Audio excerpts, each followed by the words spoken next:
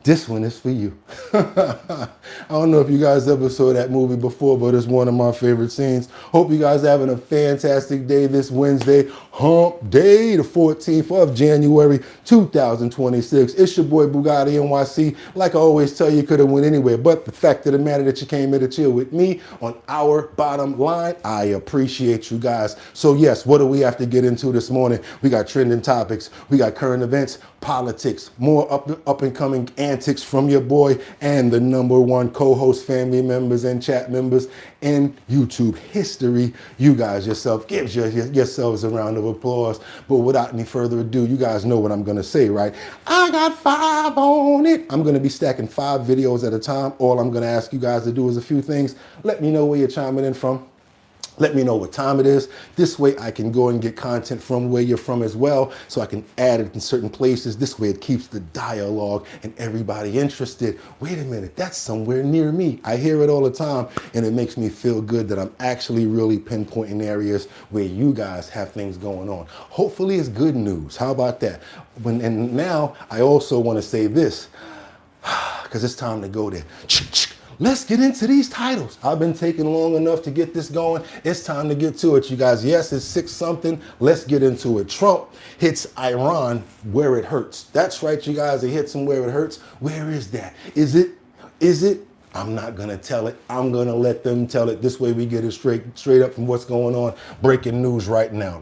I'm also in more news. We've got the Supreme Court that's having a ruling that could have major consequences for the U.S. economy. You guys know when Congress and when different people have a lot more to have to say to certain things, it slows things down, it prevents stuff, and a lot of times they should not have that authority to be able to, have that authority to say certain things, especially when it comes down to a level of tier of responsibilities like the president. But we have a situation going on now where a Supreme Court ruling could have a major effect and consequences for the U.S. economy. It's about trade and it's about a few things involving tariffs. Let's keep on moving forward, you guys, because last but not least, we have Inside the Dark Mind of Jeffrey Epstein, the unbelievable truth. We keep on following up on that story. It's not one of our major stories, but as the information comes in, we provide it and we keep on doing what we got to do, because that's what we do here at Our Bottom Line. With that being said, you guys, I'd like to start the day off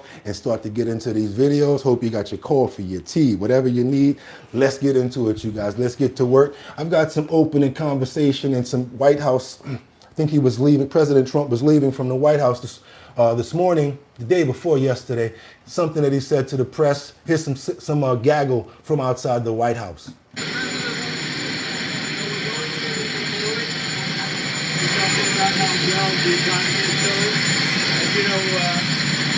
Good morning, everybody. It's Wednesday. So that would give Ray Powell the chance to give us a nice, beautiful, big rate cut, which would be great for the country, but rates are falling also, and growth is going up. We have tremendous growth numbers, so growth is going up. So I'll be talking about that today in Detroit, the big speech, and I can only say that the country's doing well. You saw my statement on Iran, you saw my statement on Minnesota. On Minnesota, we have taken out killers, rapists, drug dealers, people from mental institutions that came in illegally. All of them, most of them came in illegally. They're from other countries. They came in under the Biden ridiculous open border policy, and we've gotten a lot of them out. We just had numbers from Chicago, where Chicago...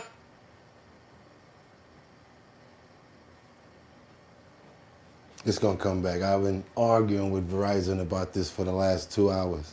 Chicago crime has gone down pretty good. It could go down 100% virtually, but we're fighting with that governor who's so incompetent. But as you know, we took out a lot of killers, murderers, drug dealers, drug addicts, mental institution people, and people from jails. We took them out of Chicago.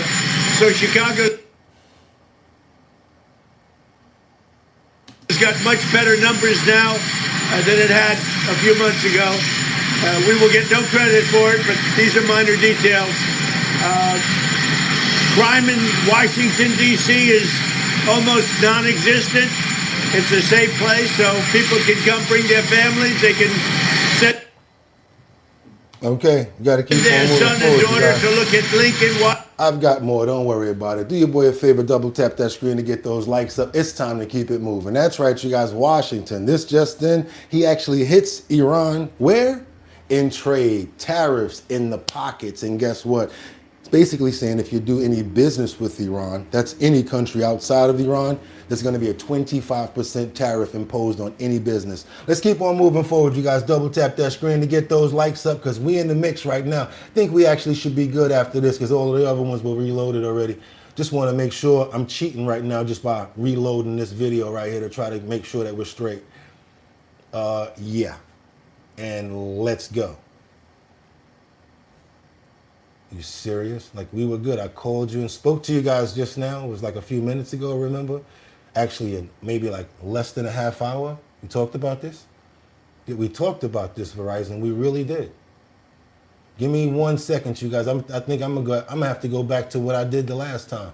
Turn the internet all the way off. Excuse me. Lucky I know how analog works. Remember back in the day when we were doing stuff, we take the Nintendo and be,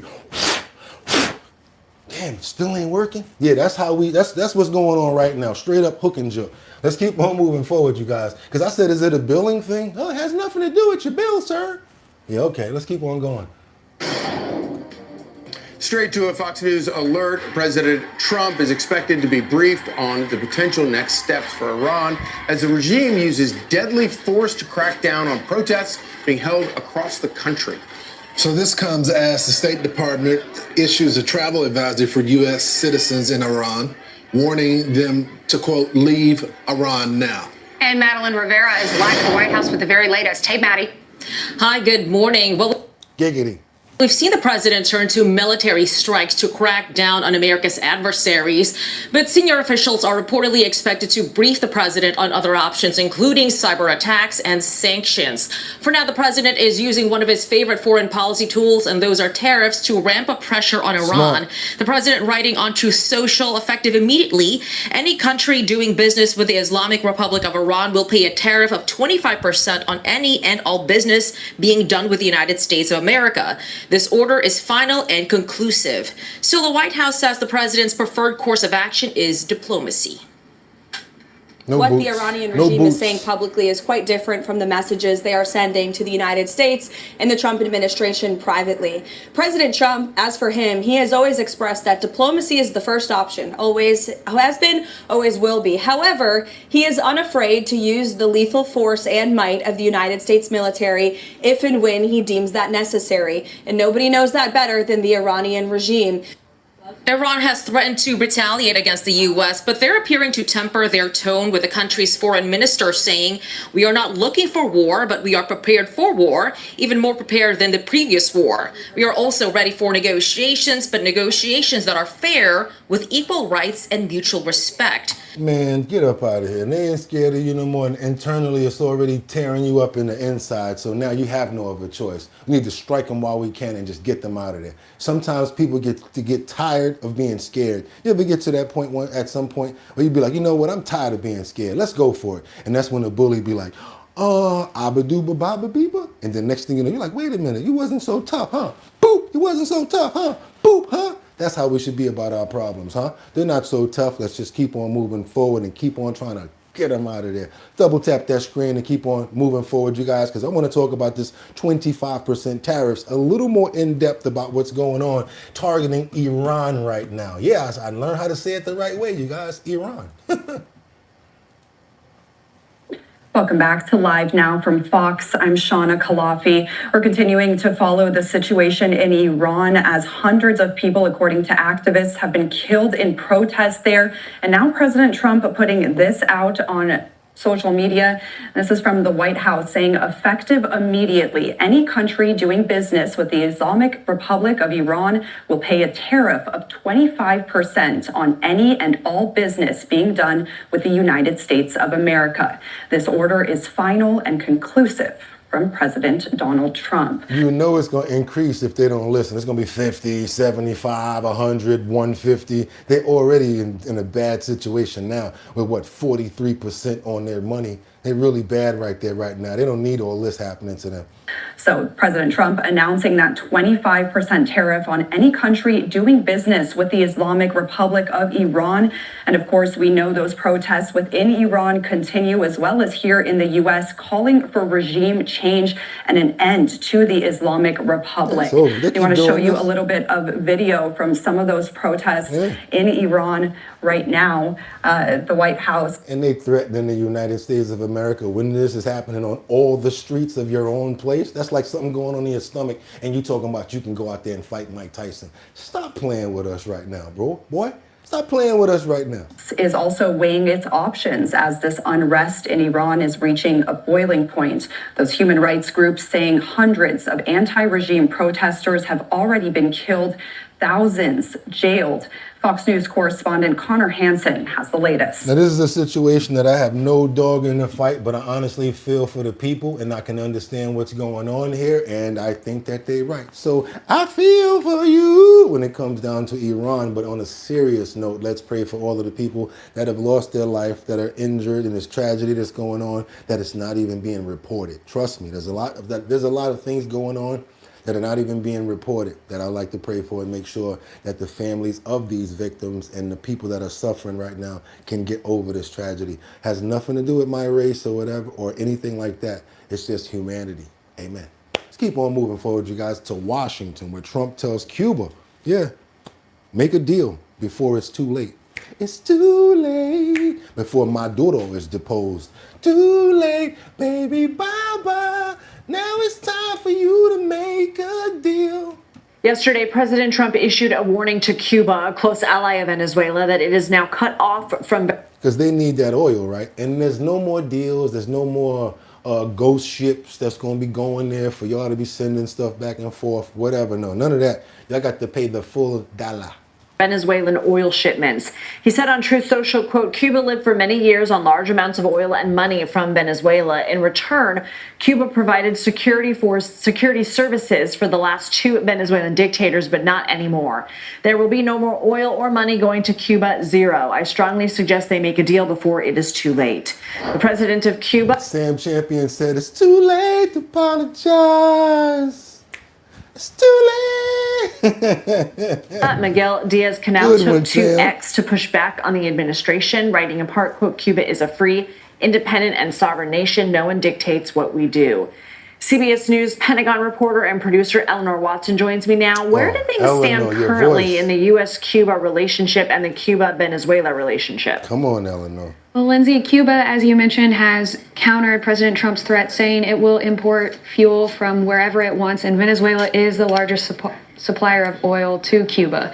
It's unclear what kind of deal President Trump is proposing here, but it appears to be part of the larger strategy we've seen recently of the Trump administration pulling other countries in the Western Hemisphere more under the U.S. influence. Following the raid on Maduro in Venezuela, the U.S. has used a quarantine on oil tankers, oil the most crucial resource to Venezuela, as a way to coerce the current leaders there to acquiesce to U.S. demands. And Cuba think they're going to still be able to get that black market oil. It's over, bro. It's over. Ain't nobody trying to even put a fishing boat in the water right now. now it seems that threat is spreading to Cuba, which the president's cabinet, Secretary Rubio in particular, has made no secret the expectation that the Cuban regime could be in danger of falling. President Trump says that U.S. oil companies will rebuild Venezuela's energy sector with U.S. security guarantees. I knew that was going to happen. You know why? Because that money coming up out of there, let's keep it $100 now. Let's keep it 100 now. You see the memes where Trump is like, yeah, you know, I had to go over there and get that. I had the suit on. We know it's AI, but, you know, a little bit of a joke is actually the truth. They say that. You know, all of the boo-boo jokes and stuff like that, they actually start with the truth. Let's keep on moving forward, you guys. Let's double tap that screen to get those likes up because we're all over the world right now. World news, and we keeping all of our stories up to par and keeping them on time. Let's go on over to Russia since they brought them up. It said that they're on the back foot after ballistic missiles strike Ukraine. And this one here is a really dirty one. I gotta tell you, Vladimir, you really hitting below the belt over here. You guys are negotiating and you do something like this? Ballistics? Oh man. And we would talk, I wasn't really too privy about what's going on with Mr. Putin until they started going back and forth with negotiations with Ukraine, where Zelensky kept on saying, every time we try to negotiate with him, there's always a boom, boom, boom. And they've been proving it for at least 8 times since I've been paying attention to those. It's been 8 times since that point, since the 12th time. It's like 20th time right now that Putin has done something like this, not kept his word and still try to send things over. Not trying to say Ukraine is out of the thick either, because they've been doing stuff as well. Let's bring in senior correspondent Benjamin Hall, who has covered the conflict in Ukraine, of course, as you well know, and watches all of these developments very closely. Ben, great to have you with us today. I'm not sure that Vladimir Putin cares too much if he's getting condemned this afternoon at the United Nations, but he clearly was sending a message with this hypersonic missile. What do you make of it, Ben? And yes, Martha, usually you are right that what happens at the UN Security Council doesn't matter much to President Putin. And we had Congo, Liberia, Greece, the president of Somalia standing and speaking. But we just heard Tammy Bruce, the US ambassador to the UN, speaking a few seconds ago, and she was forceful against Putin. Just recently, she said that this, and using this IRBM, this ballistic missile, was an escalation, and it was a moment of potentially derailing any peace talks. And she said that Russia's action now risks expanding the war, calling on the Russians to come back and cease this. And that is, frankly, the same move that we've seen President Trump take. Instead of reaching out to Moscow, as they have tried for such a long time, there is a clear signal that that is not working, and they are putting more and more pressure on the Russians to come to the table. It's not just what we heard today from Tammy Bruce. It's not what President Trump has been saying recently, saying that he is fed up with President Putin's behavior. We've also heard from Senator Lindsey Graham that President Trump has greenlit secondary sanctions to be put on Russia as well. And so it is suddenly fascinating to see the tide turn. And after President Trump met with President Zelensky in Mar-a-Lago around Christmas, they seem to be reaching a similar position where they are agreeing on many of the peace deals and future security guarantees for the country. But President Putin is not playing ball. He does not seem to want to interact with President Trump. And so it's interesting now to see the tide shifting, and whether or not more pressure is going to be put on President Putin. We will see, because we're following up on all the stories. Thank you for the input on that topic, you guys. Again, we're getting it done, and we're trying to get all our world news out. And yes, we're going to go over to Africa, because I owe you guys this story from a day or two ago. I'm so sorry it was sitting in the queue. I just think it's a very important story out in Africa, where Burkina Faso foils the coup of a nation. That's right, I didn't say the word. On commander. That's right, I didn't say the word. I did a real sort of reverse right there so that I didn't have to say the word, because I'm going to let them say it. Moving on. Burkina Faso says it has foiled a fresh assassination plot targeting its junta leaders. Authorities say the plan was set for January 3rd, with the prime target being the head of state, Captain Ibrahim Traoré. Officials claim the attempt was part of a broader effort to topple the government and throw the country back into instability. On January 3rd, 2026, at 11 p.m., a plan was in place to destabilize the country. This was to be carried out through a series of targeted assassinations of civilian and military authorities, beginning with the neutralization of Comrade Captain Ibrahim Traoré, head of state, president of Faso, either at point-blank range or by an operation to mine his residence. And Burkina Faso security minister says the man behind the latest plots is a familiar name. It's Paul-Henri Sandaogo Damiba, the same general Traoré ousted from power in 2022. Damiba has been living in exile in Togo. He allegedly orchestrated the plan, raised funds, and recruited both civilians and soldiers for the attempted coup. Officials also claim that Ivory Coast financed the attempted takeover. A large portion of the funding comes from Ivory Coast, whose most recent operation amounts to $125,000. So, I would also like to point out that arrests are ongoing, as is the dismantling of the networks. Yeah, so they tried to take over, y'all. They had I guess an old general was like, yeah, let's get this together, y'all. We gonna take them out. Got a whole bunch of money from a couple of places, went in and womp, womp, womp. It didn't work. Sorry, maybe next time. And now they're breaking down their whole operation, if you guys didn't hear that. Hopefully they don't catch them because you know what happens over in Africa? Nothing. That's what happens. You never find out. All you see is stubs and let's keep it moving, you guys. Double tap that screen to keep the likes up if you appreciate the content that you're getting right now. And what we got coming up next is Washington. We're going to get into this partial Tony Stark's. He's the man who's there. That's Iron Man. He's on a space. And I got to be honest with you. At this point, yes, I'm calling Elon Musk Tony Stark's Iron Man / Elon Musk. That's right, you guys. They've already started to repair their relationship. That is President Trump and Elon Musk. And it shows because Pete Hegseth praises the SpaceX project as Elon Musk moves back into Trump's orbit. This relationship is necessary and the ideas I think are phenomenal. Here is one: long-range drones. How can we get long-range drones? Maybe not with any other technology, but with Elon Musk we can. Imagine that. Imagine Elon Musk making, not friendly stuff like robots. Imagine him making weapons. Let's keep on moving forward. This, you guys, I think they're about to start having something going on here. If not, I don't see why not, because I think they're up to something.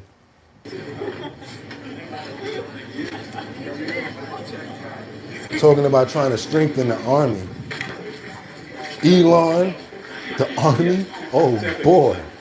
Whoa, this could be crazy. I'm sorry, armed forces. Thank you. Elon, appreciate it. Thank you very much. How about this? Star Trek real. Appreciate it. Since the end of the Cold War, the defense industrial base in our country has consolidated. This makes it difficult, if not impossible, for new creators of technical innovations to win business at our department. The result is a risk-averse culture that prevents us from providing our warfighters with the best resources that America has to offer.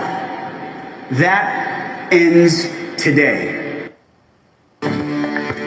U.S. Secretary of Defense Pete Hegseth is touring Texas, part of his Arsenal of Freedom tour, which aims to promote American defense manufacturing. Yeah, guys, that's right. You never know what's about to come out of this. You're going to have Elon mixed with the defense, and the next thing you know, we're really going to be something to deal with. I mean, we already are, but imagine like Elon's technology with AI and like Jarvis riding with a missile. Like, yeah, where should I turn here? Turn it to the right. Let's go down. Oh man, we gonna be off the hook now. Our warmonger quotes Star Trek. Yeah, he said we're getting millions of dollars for this country, but I ain't seen the dollars. Good morning, Solo. 10 or 20 is not gonna get it. Good morning, everyone. Please help me. Please help us. Okay, let's double tap that screen to help me get those likes up and get more people over here. I hope you guys are appreciating the content. Come on now. All I'm asking you to get some likes up. I'm not asking for no dough because I know it's hot out here for a pimp, especially if you live in one of the cities that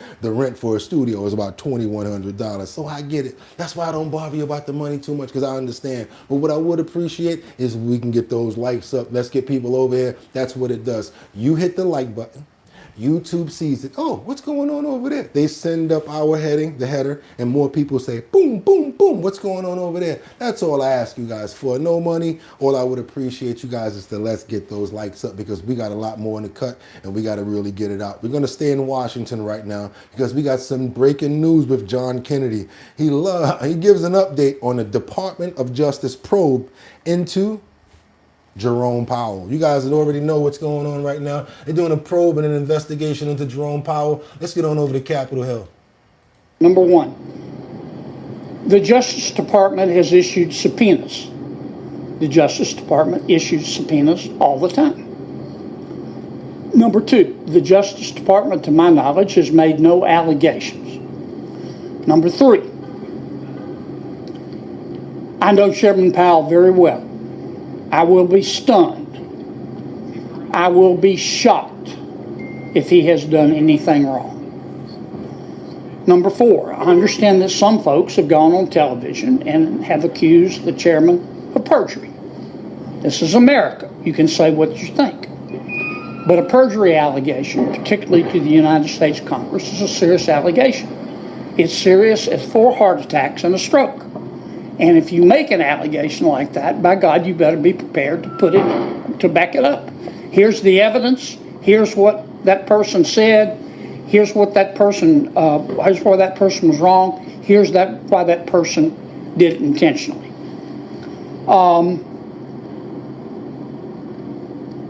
Number 5 or 6, whatever. If you wanted to design a system, let me back up. The United States economy is doing well. We're one of the few economies in the world that's doing well, but it is fragile.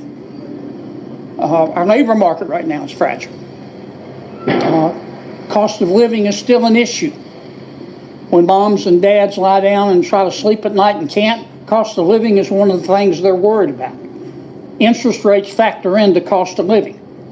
If you wanted to design a system to cause interest rates to go up and not down, you would have the Federal Reserve of the United States and the executive branch of the United States get into a pissing contest. We don't need it. We need it like we need a hole in their head, in our head. And everybody needs to take their meds and step back a little bit.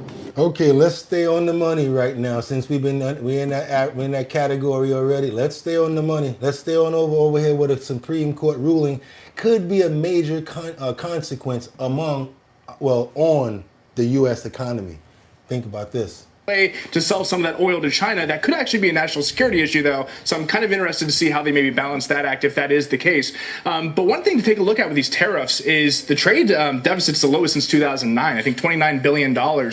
So tariffs are working. Everyone cites 1930 after the Great Depression. Tariffs were the worst thing possible, led us into more of a depression. That's not the case. When economic growth is almost projected to be 5% this year, this is the time to use that arm wrestling match and to have leverage over nations. I think that's what's happening. So we're actually looking at places like Latin America right now to invest because of that supply chain moving closer over here. So some of the stocks like Grupo Cibo and Mercado Libre have done very well for us so far. Well, look, we're waiting on this tariff decision. The president's tariff has been incredibly successful. The president has been able to generate, $200 to $300 billion in tariff revenue so far. Now, we expect the Supreme Court to rule on the president's tariff authority tomorrow at 10 a.m. Eastern. He is warning on Truth Social last night, if the Supreme Court rules against the United States of America on this national security bonanza, we are screwed, writes the president. The president's adding that the U.S. would have to pay back, quote, many hundreds of billions of dollars, saying that that does not even include the amount of payback countries and companies would require for the investments they're making on building plants, factories, equipment for the purpose of being able to avoid the payment of tariffs.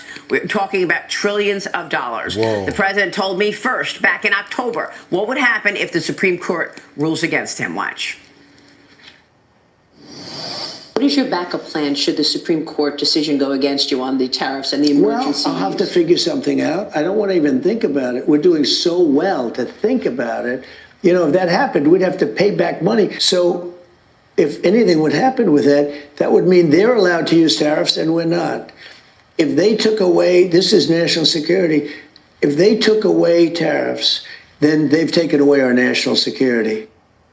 Yeah, we're expecting these. Oh, that's why some departments in some places just should not have anything to do with certain things. I don't know if I'm right saying that. What do you guys think about that? Are you worried about that? Do you think that we're going to have to wind up paying back those tariffs? I'm going to put that on thumbs down. Do you think we're going to have to wind up paying back those tariffs? If you think that we're going to have to pay, that's a thumbs down. Now, if we don't have to pay, that's a good thing. So I'm going to put the thumbs up. If you don't have to pay, thumbs up. If we're going to have to pay for those tariffs after Supreme Court rules against the administration, that's going to be a thumbs down because, of course, that would be a bad thing. Economy, lose all of the profits that he's actually made. What do you guys think? Oh, we got a brick. Only 2 people, so that means we have a low amount of people in there. So we 50-50 on that. We're split on it. What else we got? We got funny how Trump says we will pay like if he pays taxes. Ooh, who said that? John Doe. Hey, John Doe. Okay, John Doe coming out punching. Okay, so everybody, I see more thumbs up than thumbs down so far. I'd tell them to come and get it. He said, who's that? Michael said, I'll tell them to come get it. Yeah, y'all need that back? Come on over here, come get it, come get it. Uh-oh, we got another person with the thumbs down that think that we might have to pay it back. Majority of people have got the thumbs up though. Even if you don't like tariffs, you can argue with the money and the leverage it gives us not to be simps anymore. I like it, and I like it because I feel like it's a preventive measure. Same way he's using it in Iran on the previous clip, instead of putting boots on the ground, instead of putting soldiers in harm's way. I think that the Supreme Court hopefully will rule that they're not even going to interfere. Let's keep on moving forward, you guys. If y'all appreciate that story and the content that came out of that, just double tap that screen to get those likes up, because I feel that more people should understand what's going on here. Let's get on over to Minnesota. Doom, doom, doom, doom, doom, doom. Ice, ice, baby, get him! What happens now? We got ICE agents that drag a woman out of her car in front of protesters. Looks like she brought it on herself. You brought it on yourself.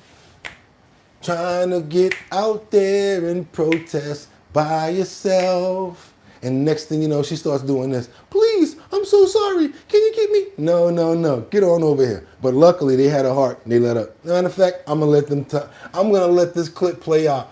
But I'm gonna tell you, if you want to get out there and protest, you want to impede, there's a lot of things that can come in with impeding. Let's keep on moving forward, you guys. Double tap that screen to get those likes up. We got these ICE agents that drag a woman out of a car in front of protesters. Let's go.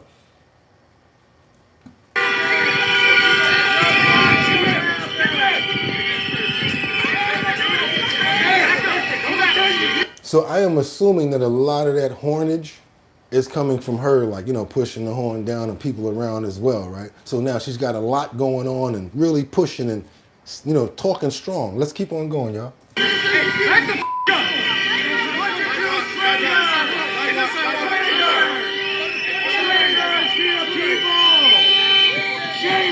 As you can see, the ICE agent at the window is telling her, please proceed, keep on moving.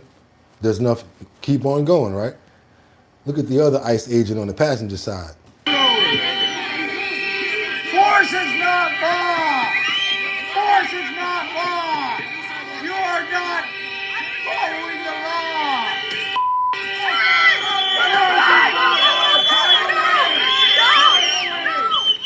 See, what happens is this. Once they start to tell them to get out the car or they start breaking the car windows, they hit that gas and things can happen. That's why impeding, especially not in the vehicle, you shouldn't do it. Because you're scared you're gonna get locked up now. Hit that gas button, that gas pedal, Lord knows what can happen out of that.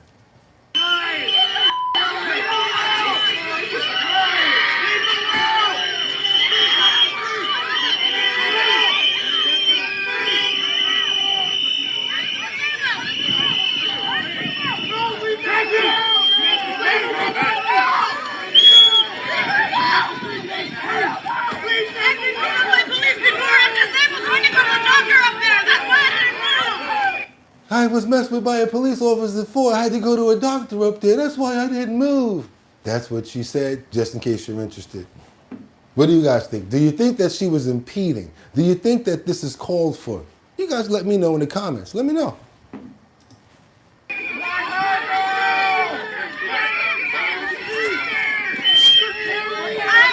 Yep, saw that, right?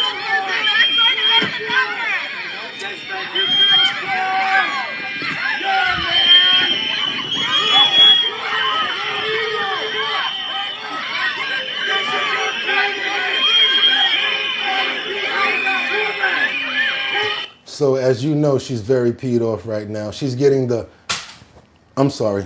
Don't matter. We already got past that point anyway. The show must go on. Right now, she's getting the...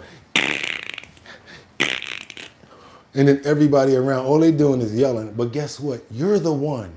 You're the one. Like SWV said, you're the one in the back of the caddy like this, looking at the pizza shop and wondering who's gonna pick up your kids from school. Now you gotta use that phone call in a way that you don't want to. So yeah, watch your head.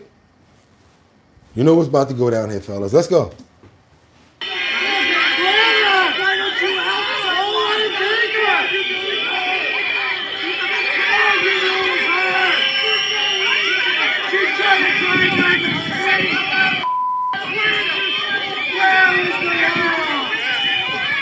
That was hilarious. 2 words got me ready to die laughing right now. Somebody wrote, "Stop resisting."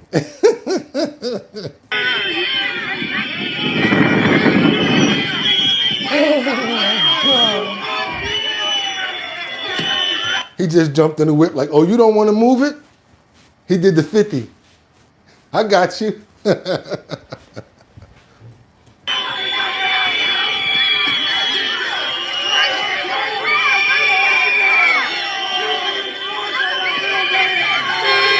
So yeah, there you go. We're going to clear up this traffic and see what else we got going on down the line, you guys. Do you think that that was justifiable? Do you think that they were wrong for arresting her? Do you think that she was impeding? I'm all in the comments. Let me know what you guys think. Double tap that screen to get those likes up, because now we've got the adventor. Yes, the agitator.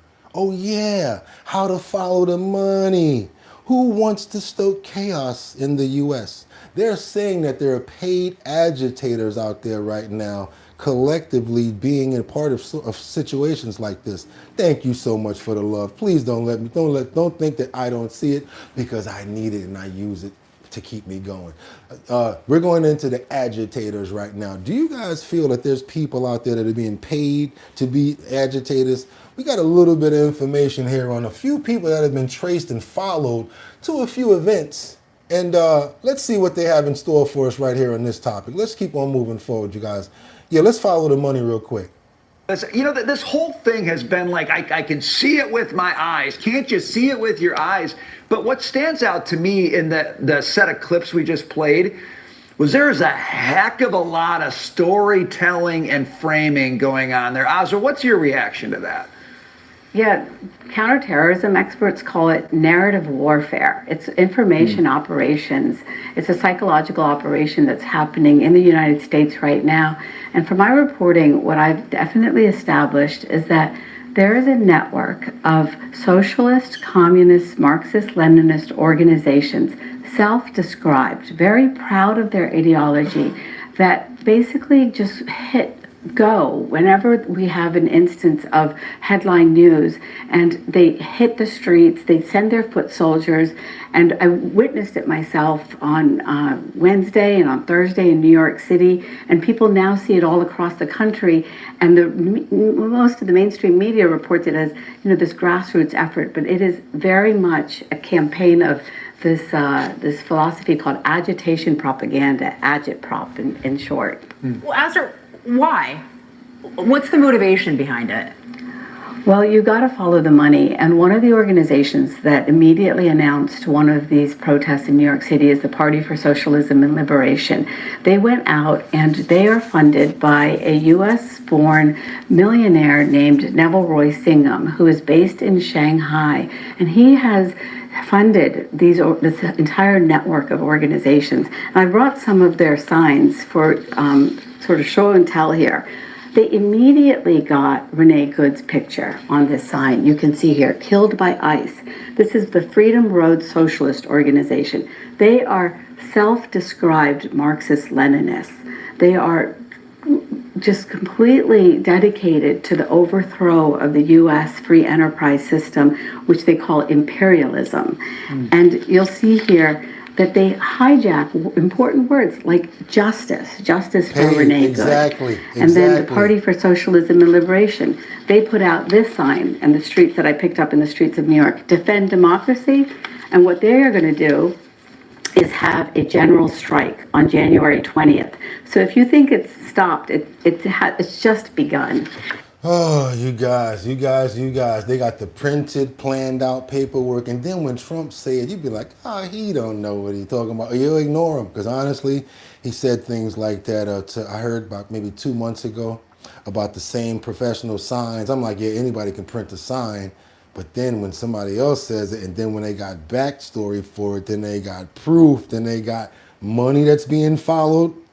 Can't say nothing about it, but yeah, this guy knows a lot about what's going on. I mean, I'm sure he's getting all of this secured information before he tells us. It just gets to a certain point where he tells us. Let's keep on moving forward and double tap that screen to get those likes up. I love to get stories out like that because nobody else is telling stories like that. That's why we do it over at Our Bottom Line, you guys. We've got Timothy Busfield of the West Wing and Field of Dreams, who's turned himself into the Albuquerque police on the number 6 abuse charges. He's also married to Half Pint. You guys know who I'm talking about.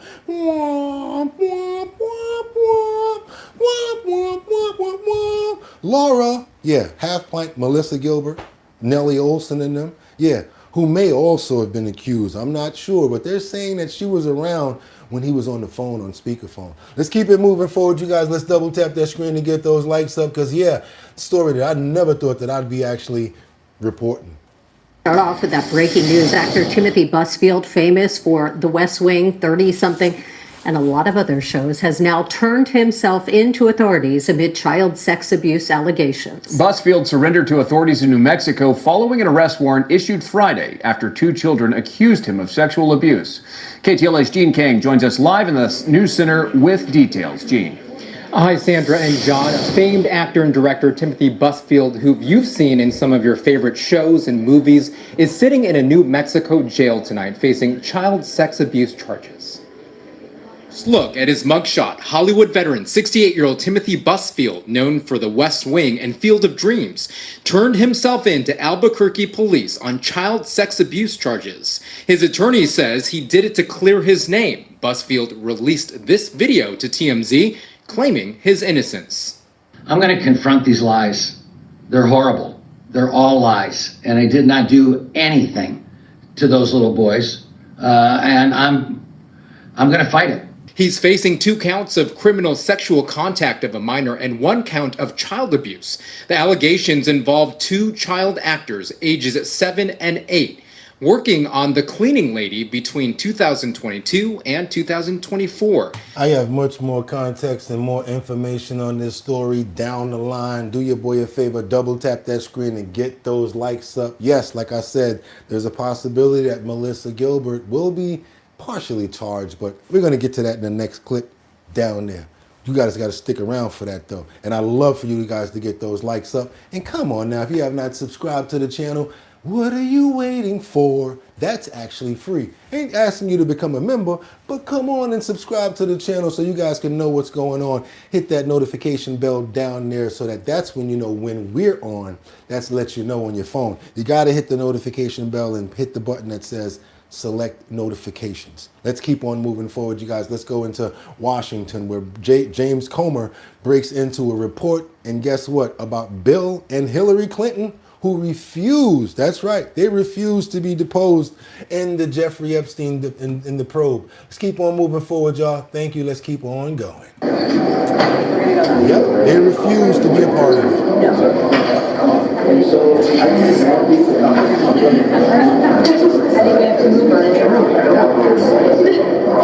We're not moving. There we go.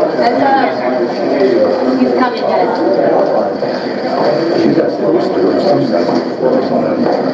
Doesn't matter. If it's in my way, I'll move it. Full camera right here.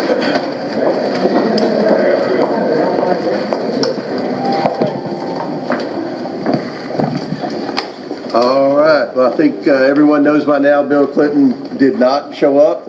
And I think it's important to note that this subpoena was voted on in a... Y'all do see the picture that's over there, right? That's the picture of Bill Clinton in the blue dress that was inside of Jeffrey Epstein's house that we use sometime as well. bipartisan manner by this committee. This wasn't something that I just issued as chairman of the committee.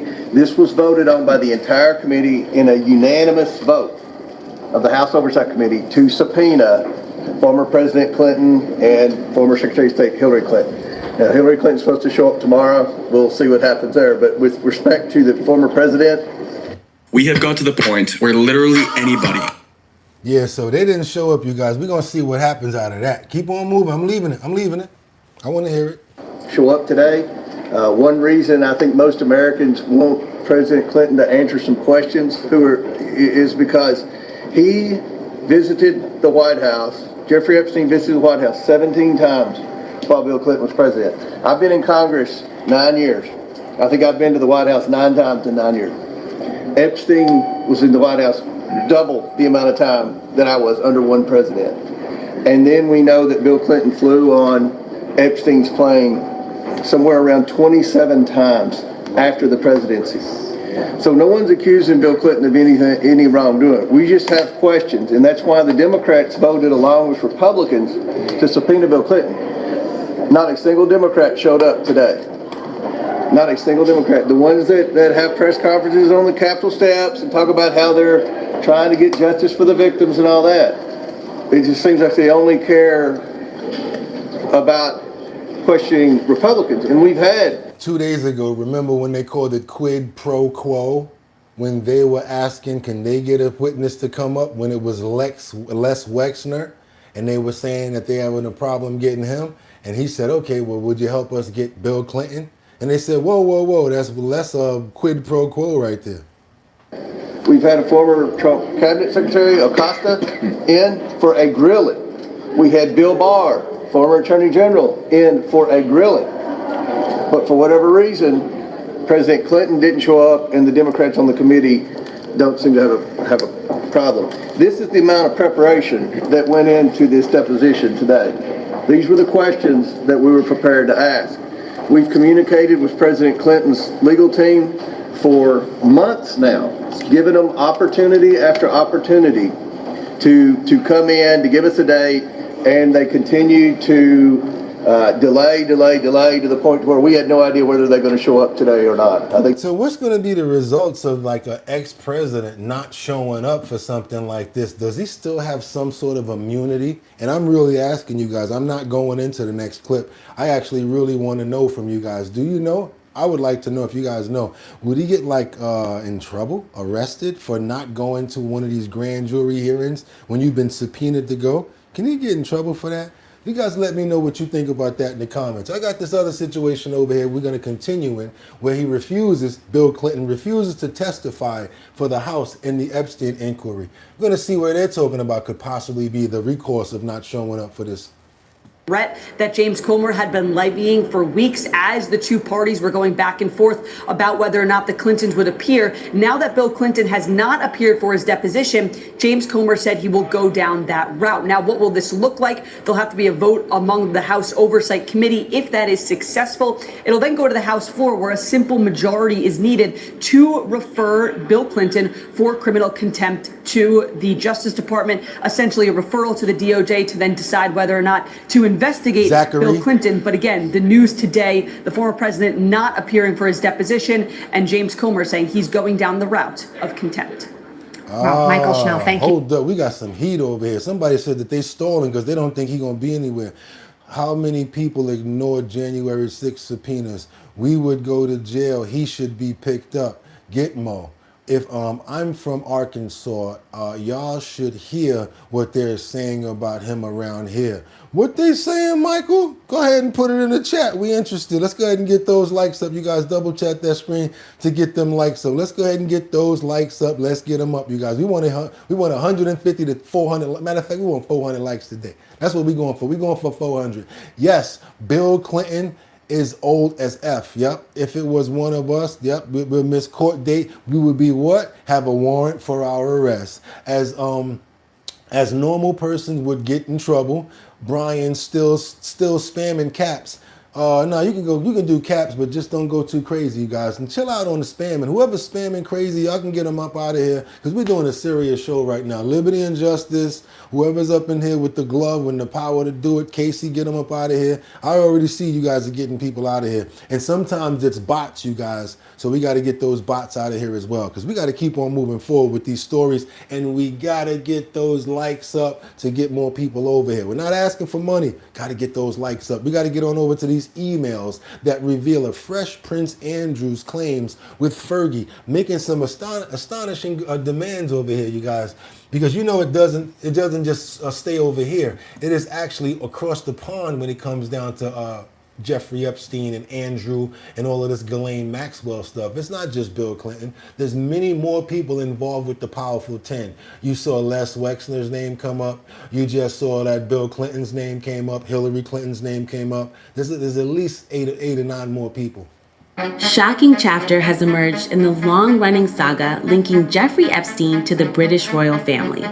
Newly revealed images appear to show unseen emails connected to Sarah Ferguson's finances, and once again raise uncomfortable questions about her ties to the convicted sex offender.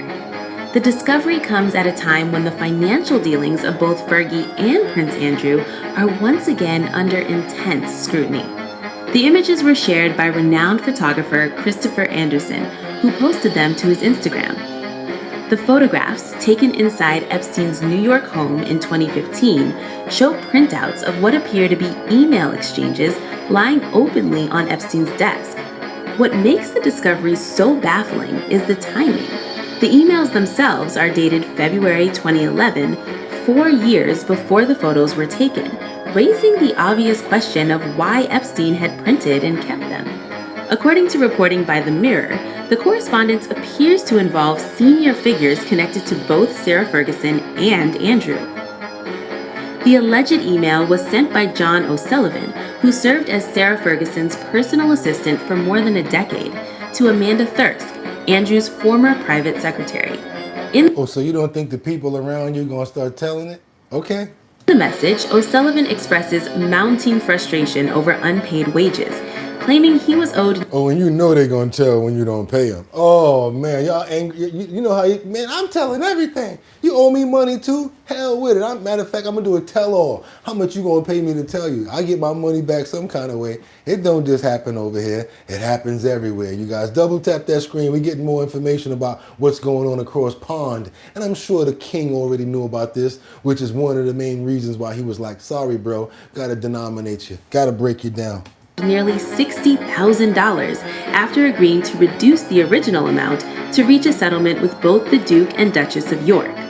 The email states that the financial arrangements had been agreed directly between Andrew, Sarah, and O'Sullivan, yet no payment plan had materialized. The correspondence also claims that Sarah personally emailed O'Sullivan twice to confirm the reduced amount had been approved by both her and Andrew.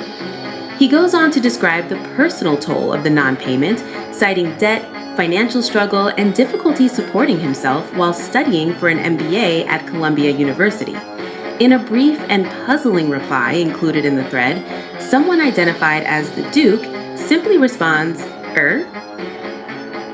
It remains unclear whether Jeffrey Epstein were directly involved in the email chain or how he came to possess the printed correspondence. What is clear, however, is that the emails resurfaced long-standing concerns about Sarah Ferguson's finances during that period. I'm telling you, I'm going to just put it like this. This is another reason why Bill Clinton is being asked to be deposed and asked to be questioned. Because all of these people right here, if you see it, a couple of these people already have been. If you think about it, Kevin Spacey we got right there. And you got Ghislaine right now that's already serving a Twinkie and already known 20 years. And already, as reported by the... Already known to be in cahoots and cohorts with Jeffrey Epstein. Do your boy a favor, double tap that screen, get those likes up. I want you to hear directly from a mafia boss who says, I was in that cell that Jeffrey Epstein was in. There's no way in the world he had the power to off himself. And that's another reason why his brother Mark is now putting up the monetary to do another autopsy. You were in the same prison as Jeffrey Epstein. Yes. What do you think happened to Jeffrey Epstein? Jeffrey Epstein would have to be a magician to try to himself in that cell. I was in that cell. There's nothing on the ceiling. The bedpost is this high. Cameras all over the place, and they patrol the tier. I couldn't even go to a restaurant without them walking back and forth and having me on camera. There's no way he committed it. You were in the same You heard that, prison right? as Jeffrey Epstein. Yes. What do you think happened to Jeffrey Epstein? Jeffrey Epstein would have to be a magician to try to himself in that cell. I was in that cell. There's nothing on the ceiling. The bedpost is this high. Cameras all over the place, and they patrol the tier. I couldn't even go to a restaurant without them walking back and forth and having me on camera. Anybody ever see The Wire? It was like one of the scenes where they were trying. It was a jail scene, and basically they did the same thing where they off somebody, and they tried to, and they were successful because they don't do too much, forensics and all types of stuff when it comes down to situations that happens in a jail, which is sad. But a long story short, they did the same thing in The Wire where they actually choked this guy out, right? You know what I'm talking about. They put a belt around his neck, and they tied it to the doorknob to make it look as if he did it to himself. That's basically another way of the possibility of them staging something like that. I say that because of what he said about the height of the bed, saying it was too short for something like that. You'd actually have to sit down in order to accomplish something like that. Double tap that screen to keep those likes up. You guys double tap that screen. Let's keep on moving forward. That was season 2. Okay, you guys. So you know what I'm talking about. See? That's why I love you guys. You know what I'm talking about. What is this trans-Olympic highway? These criminals are fleeing the scene of a pow-powing. They don't got no recourse, no remorse. They don't care whoever's in the way. Whoever got a car, give me that. A whole family. They run up on some people that got a car on the trans-Olympic highway and take these people's car straight from them. This is crazy. Check this out. Highwaymen fleeing stole a car on the Trans-Olympica, and look what happened, according to the police. Watch the images with me. Look there. Like she got to get her baby out of the car seat. They don't have no remorse, but get up out of here. We need this car. Almost took the baby in the car seat. You can see it. There's a woman with a baby in her arms. There's another child. There, another woman, 2 women, and 2 children.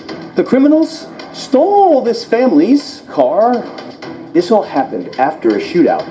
There was a shootout with a group of militiamen in the 700 community in Taquara. In other words, it was a fight between criminals. Listen to the gunshots.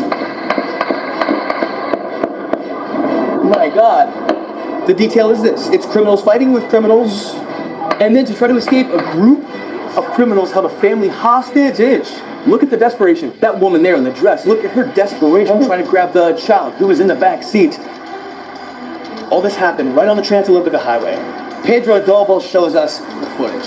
Straight up Grand Theft Auto move right there, y'all. Get the whole family out. Yo, that's crazy right there. It's on the Trans-Olympica. An important link between the west and southwest zones of the city. While the criminals get into the stolen car and speed away, 3 women are abandoned in the middle of the expressway. According to the police, the criminals who appear in the images were fleeing after Petisi in a shootout with rival militiamen in the 700 community on Ipadu Street in Taquara, Kukula.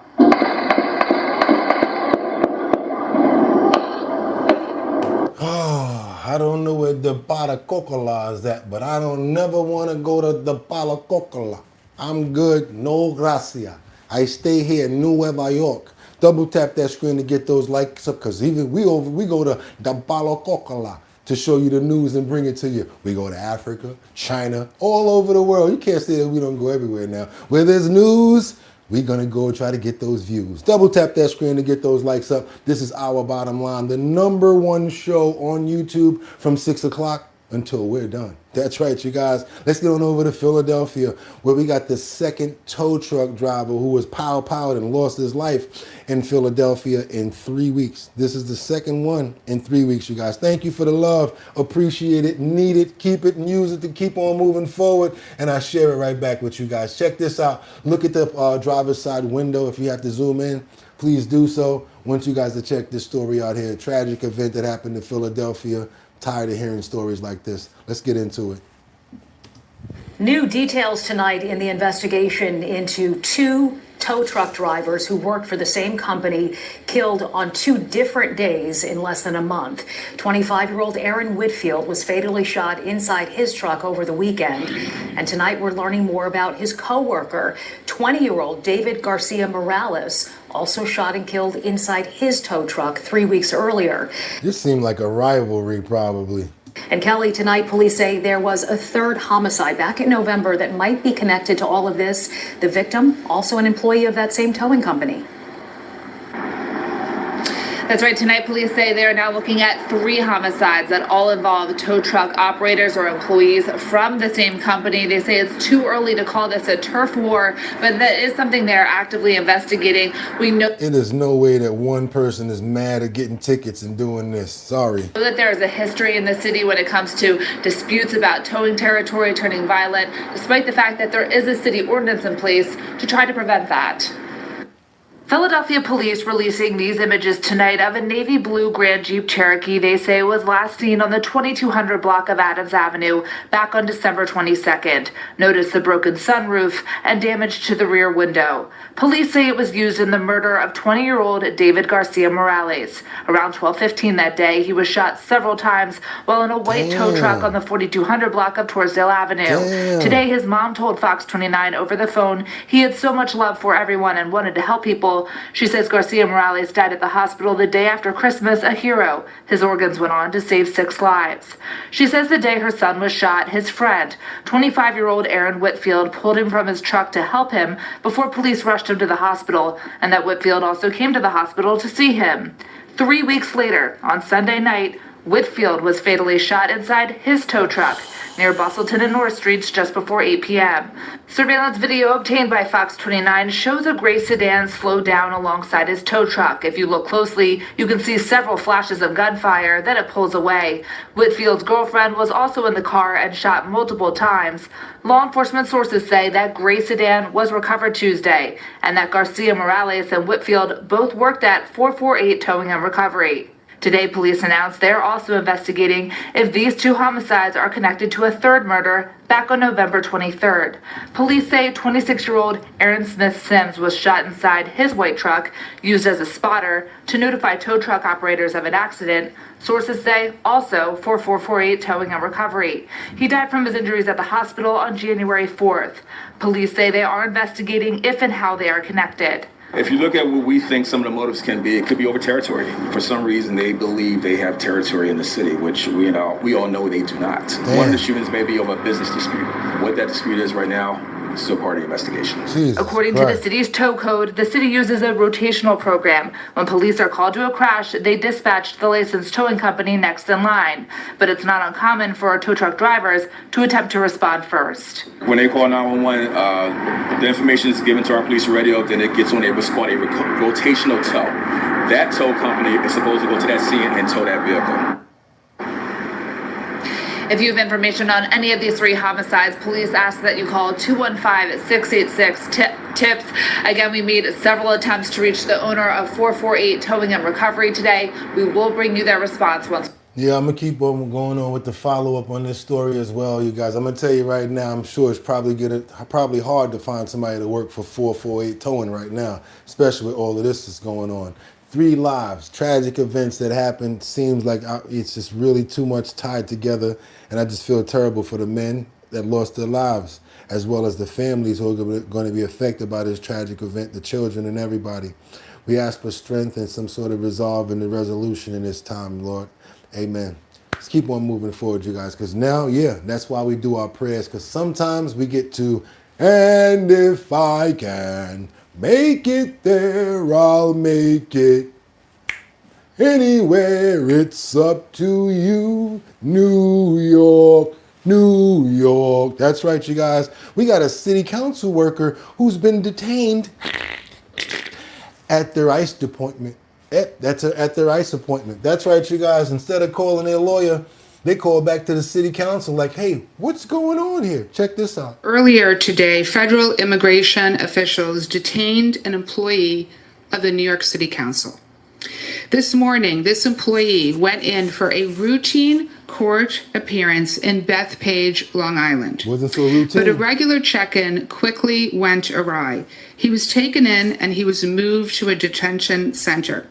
We learned about this very disturbing situation late this afternoon when this employee called the city council HR department for help and told them he had been detained. He was given, I want to be clear, one call, and he called the city council for help. We are doing everything in our power to secure his immediate release. We have since learned that he has been transferred to the detention center on Varick Street. I spoke with the Deputy Field Office Director of the Department of Homeland Security tonight, both to express my extreme frustration at the situation and demand information on why a council employee was detained. DHS confirmed that this employee had gone in for a routine court appointment and was nevertheless detained. So this is an employee that's on, I guess he's on reporting. He's not an actual citizen, but I guess he has to report in order to become a citizen, or there's some sort of check-ins that's going on. And for some reason, they probably kept him, detained him. They provided no other basis for his detainment. On the contrary, he was a city council employee who was doing everything right. He went to the court when he was asked. I want to be clear, his legal authorization to remain and work in this country until October 2026. After we learned of his detention, we immediately reached out to the ICE facility office at the Bethpage facility. But shockingly, the phone number doesn't even work. It says that the number is disconnected. Mr. Telephone Man, there's something wrong with my line. When I dial that ICE number, I get a click every time. Mr. Telephone Man, something's wrong with my line. I try to call ICE number, I get a click every time. Let's keep on moving forward, you guys, because guess what? We got some really bad decisions that's being made by lawmakers, and they're pushing back against ICE, saying that they have a lot of citizens who are going to push back. What do you think that it happens when it comes down to ICE? Doom, doom, doom, doom, doom, doom, doom. Get him! Also, a woman warned about following the ICE agents. Once she got to the point where she could not be, she could be arrested, she starts to cry and say, I'm a mom. Can you please not take me? Let's keep on moving forward, you guys. Double tap that screen to get those likes up. Mr. Telephone Man, there was something wrong with their line. Every time they try to call ICE number. As violent anti-ICE protests continue to flood Minnesota, DHS is now deploying hundreds of more federal agents to combat the rioters in that state. Matt Fenn joins us live in Minneapolis with the details. Hey, Matt. Good morning. DHS sources tell Fox up to 1,000 additional agents will surge the Minneapolis area. That's on top of the already 2,000 agents that are here. But the Democratic Mayor, Jacob Fry, says these agents are going to be met with resistance. We have thousands and hundreds of thousands of people that are standing up for their neighbors right now. We have people that are not taking the bait of this Trump administration because they all know, we know, they're looking for any excuse to come in with greater force and occupy our city. We're grinning down this bear. We are doing right by our city and the people in it, and we're not backing down. You hear what he said, right? They're not backing down. Now let's keep on going. Are they backing down? Y'all tell me. Now, cell phone video from the ICE officer who fired the deadly shot at Renee Good seems to show Renee's wife taunting the agent moments before telling her wife to drive off. I said go get yourself some lunch, big boy. Go ahead. Out the car. Get out the car. Get out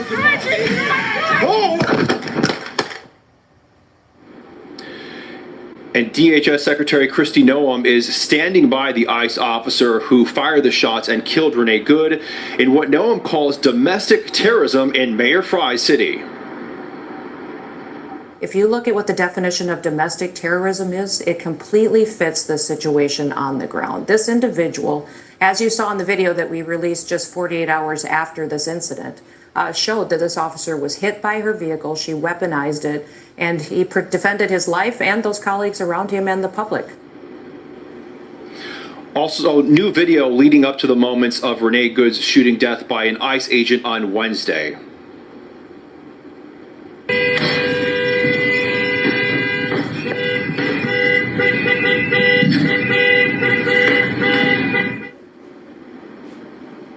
Video appears to show Renee Good's SUV parked in the street, honking the horn, and possibly taunting officers, even dancing in the driver's seat. Now, Border Patrol tells us it's dangerous for agents to be blocked in by a car because there are so many anti-ICE agitators who quickly surround them. Also, a new video from late yesterday apparently shows federal agents using crowd control tactics, firing tear gas and pepper balls at protesters outside the federal building where ICE detainees are being held. An independent photographer who was there says protesters tried to stop traffic in and out of the federal facility. Now, Fox News did a ride-along with Border Patrol here. We saw cars trailing agents for miles around the city, even after the shooting death of Renee Good, one car even intentionally blocking in federal agents. At one point, Border Patrol warned two women to stop trailing them. If I continually see you following us, interfering with us, honking your horn, blocking our cars, you have a very high probability of making a really bad decision and being arrested today, okay? I think I'm making exactly the right decision. So you heard Mayor Fry say that there are thousands and thousands of people protesting and resisting against ICE here. During the ride-along, we saw that in real time. She is definitely a really smart thinker, isn't she, you guys? I don't think it's doing nothing but adding more fuel to the fire of what's already going on. Wanted you guys to see some more in-depth accounts of what's going on over there. Don't think it's all necessary, and yes, I think that they should stop impeding. I just don't believe in that. I mean, I've been arrested before. You don't think somebody coming over to the side like, hey, leave him alone.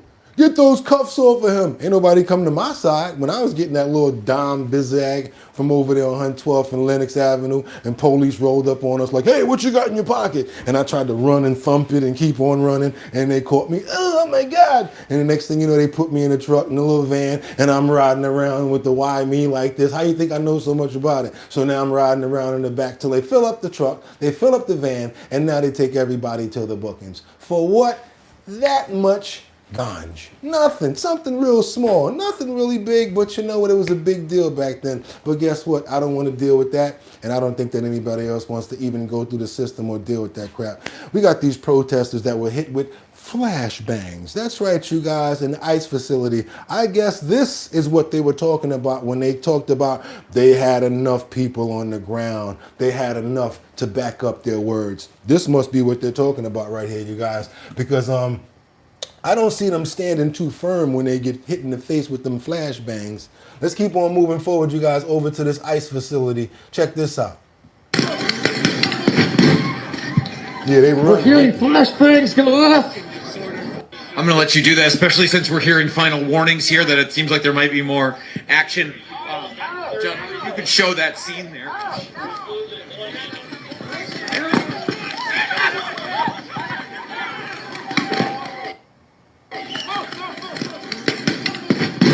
Now, why are they doing this? We're hearing flashbangs go off. I don't know. Hearing For video. flashbangs go off. Tear gas has been deployed here outside of the Whitnell Federal Building.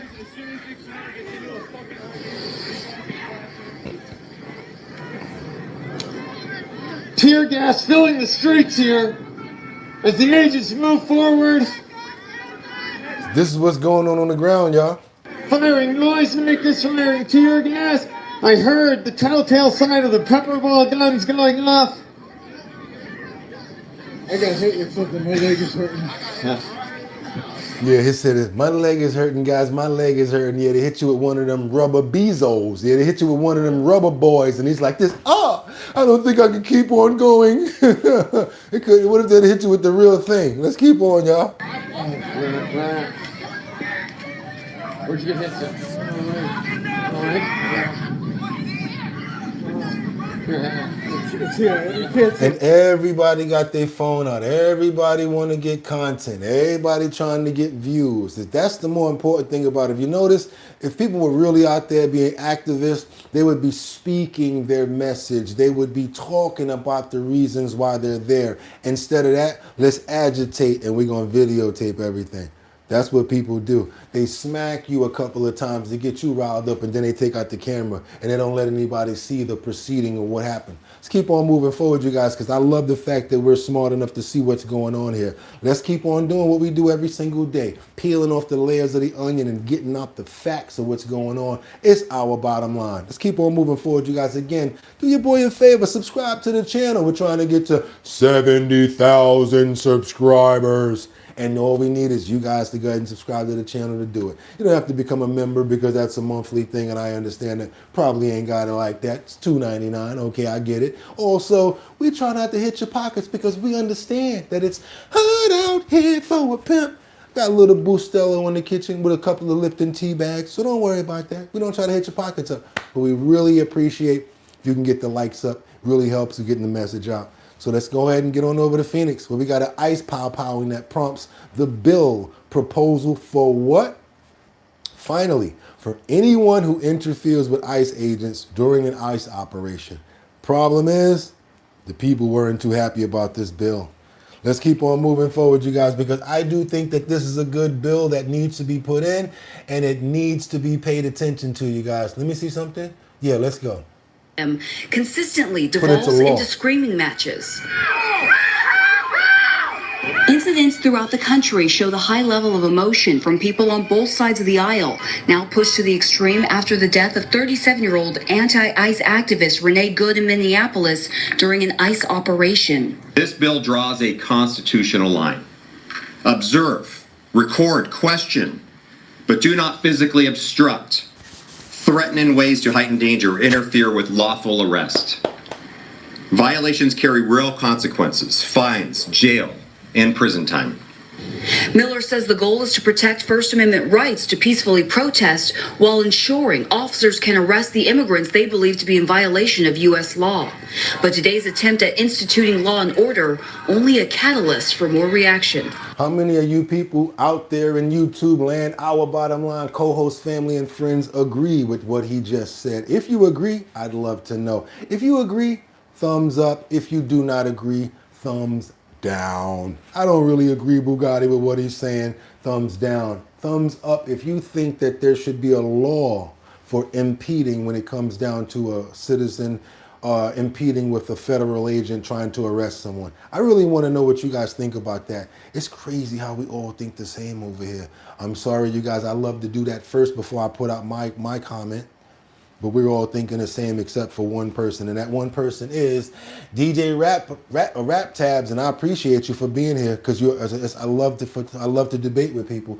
Did you hear about the Secret Service member that? Damn, I didn't see that. Okay, let me see if I can get back to that because somebody gave a $10 super chat. I appreciate it, you guys. Let's show some love for the $10 super chat right now coming from Mr. Two Times. Did you see remember the kinds of sensitive info that J.D. Vance and the president are undercovering the journalists? No, I did not see that. Is it a whistleblower? And thanks again for the $10 super chat. Please, everybody, show some love for the $10 super chat. Let's get on over to Minnesota. We've got enough that has to go with ICE. We've dealt with that enough, but guess what? We still got to keep on corruption. We still got to keep on topics and following up to our leading stories. Let's keep on going forward now because we got a situation going over with Ted DiBiase Jr., who is basically trying to get his way out of this case right here because his defense is claiming that the WWE star was manipulated as prosecution presents key testimony on day 3. Let's keep on moving forward, you guys. Let's go. Developing tonight, we're continuing to hear more details in the embezzlement case against Ted DiBiase Jr. The former pro wrestler is charged in part of the state's largest embezzlement case. You guys remember the $1 Million Man? Him and Virgil. He had his own belt with the dollar signs on it. I know a couple of people said they don't like wrestling, but for my wrestling heads, you know who the $1 Million Man was. Let's keep it going, y'all. Involving millions of dollars meant for poor Mississippians. DiBiase is facing charges of money laundering, theft, wire fraud, and conspiracy. 3 News' Quentin Smith was inside the courtroom for day 3 of this trial. Every other person connected in this conspiracy has already pleaded guilty and admitted to their wrongdoing, except for Ted DiBiase. He's the only one still fighting allegations. During day 3, the prosecution called a total of 3 witnesses to the stand. Kicking things off was William David Barton. He took the stand for a second day in the row. He testified for hours detailing key pieces of information in this case. Barton served as the Director of Internal Audit at the Mississippi Department of Human Services. He testified that funding decisions were made by former MDHS Director John Davis. In court, Barton expressed that he often saw DiBiase attending meetings with Davis and that the two had offices on the 12th floor of the building. Barton also expressed that he had no knowledge DiBiase was being paid, and he also did not know DiBiase had a contract with MDHS. However, the defense continues to push back and argue that it was Davis who manipulated the system and that MDHS was not doing things correctly when it comes to administering federal funding. Defense attorneys allege DiBiase was being used as a pawn in this entire process. DiBiase is accused of pocketing nearly $4 million in welfare funds, concealing that money through fake contracts, then using those dollars for his own benefit.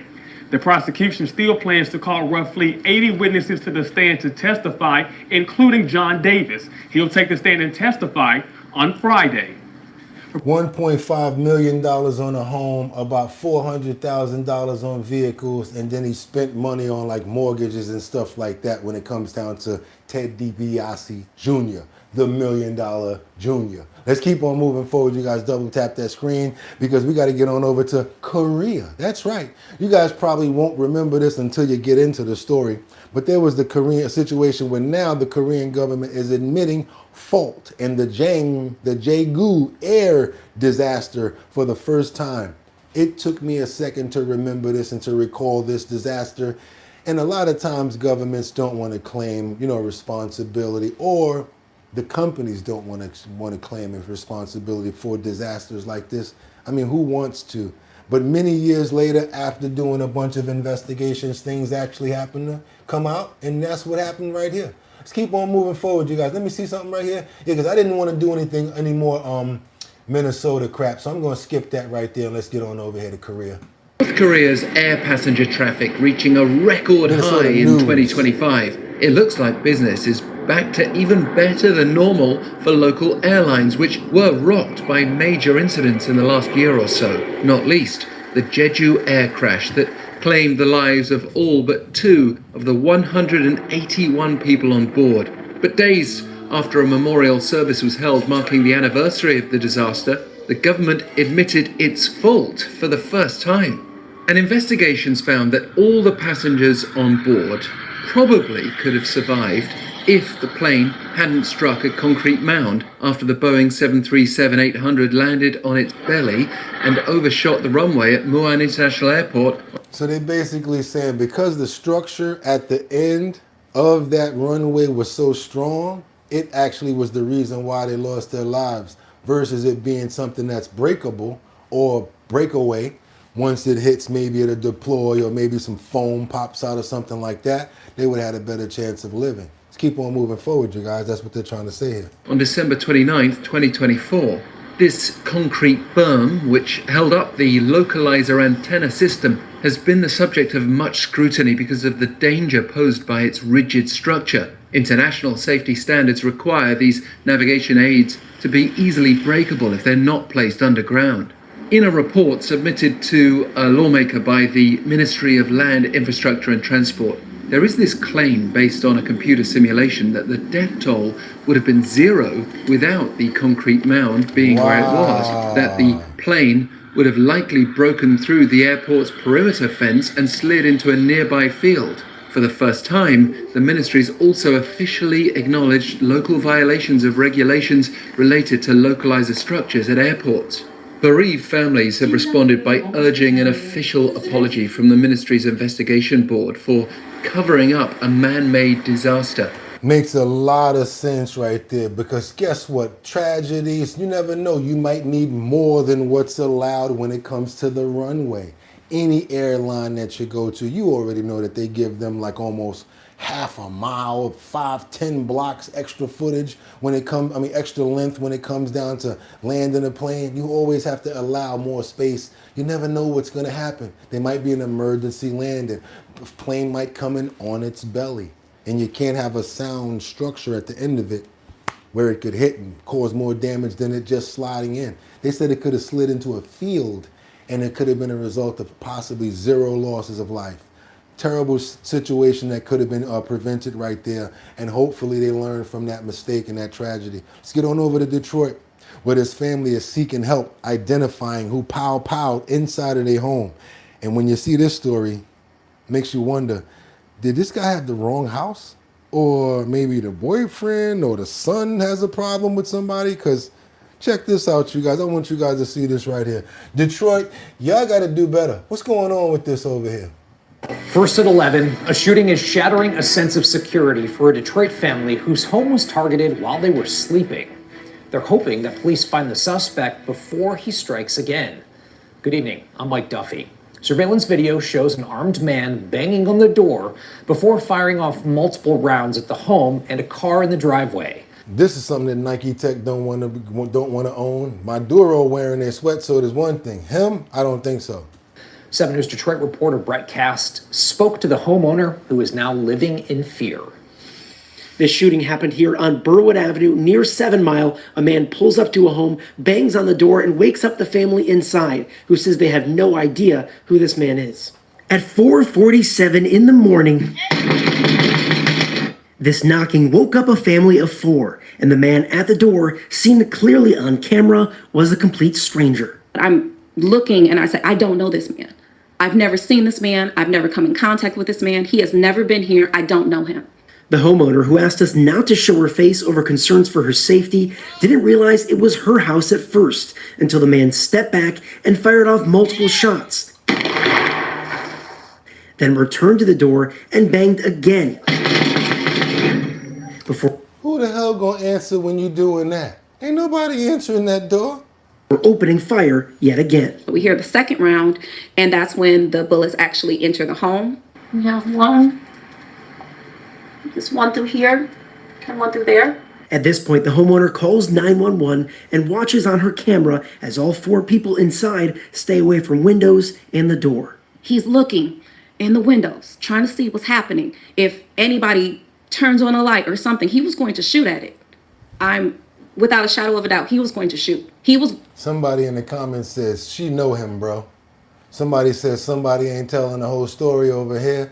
I think it could be, even if it's not you, it's the son. Something happened prior to this man just going over, knocking on that door, doing that. Going to kill whoever came to that door. Video from a neighbor shows the man firing at a parked car and the home, where the bullet holes on the door and windows are still visible, along with bullet holes on the walls inside the house, but luckily no one was hurt. There are no words. Because why? Why would you do that? Not only does she want to know why, but also who. She says she has no idea what the man wanted. They said, did he ring the doorbell after firing the shot? No, it looked like, yeah, he rang. I don't know if he rang the doorbell. I think it's probably the motion sensor that turned the camera on.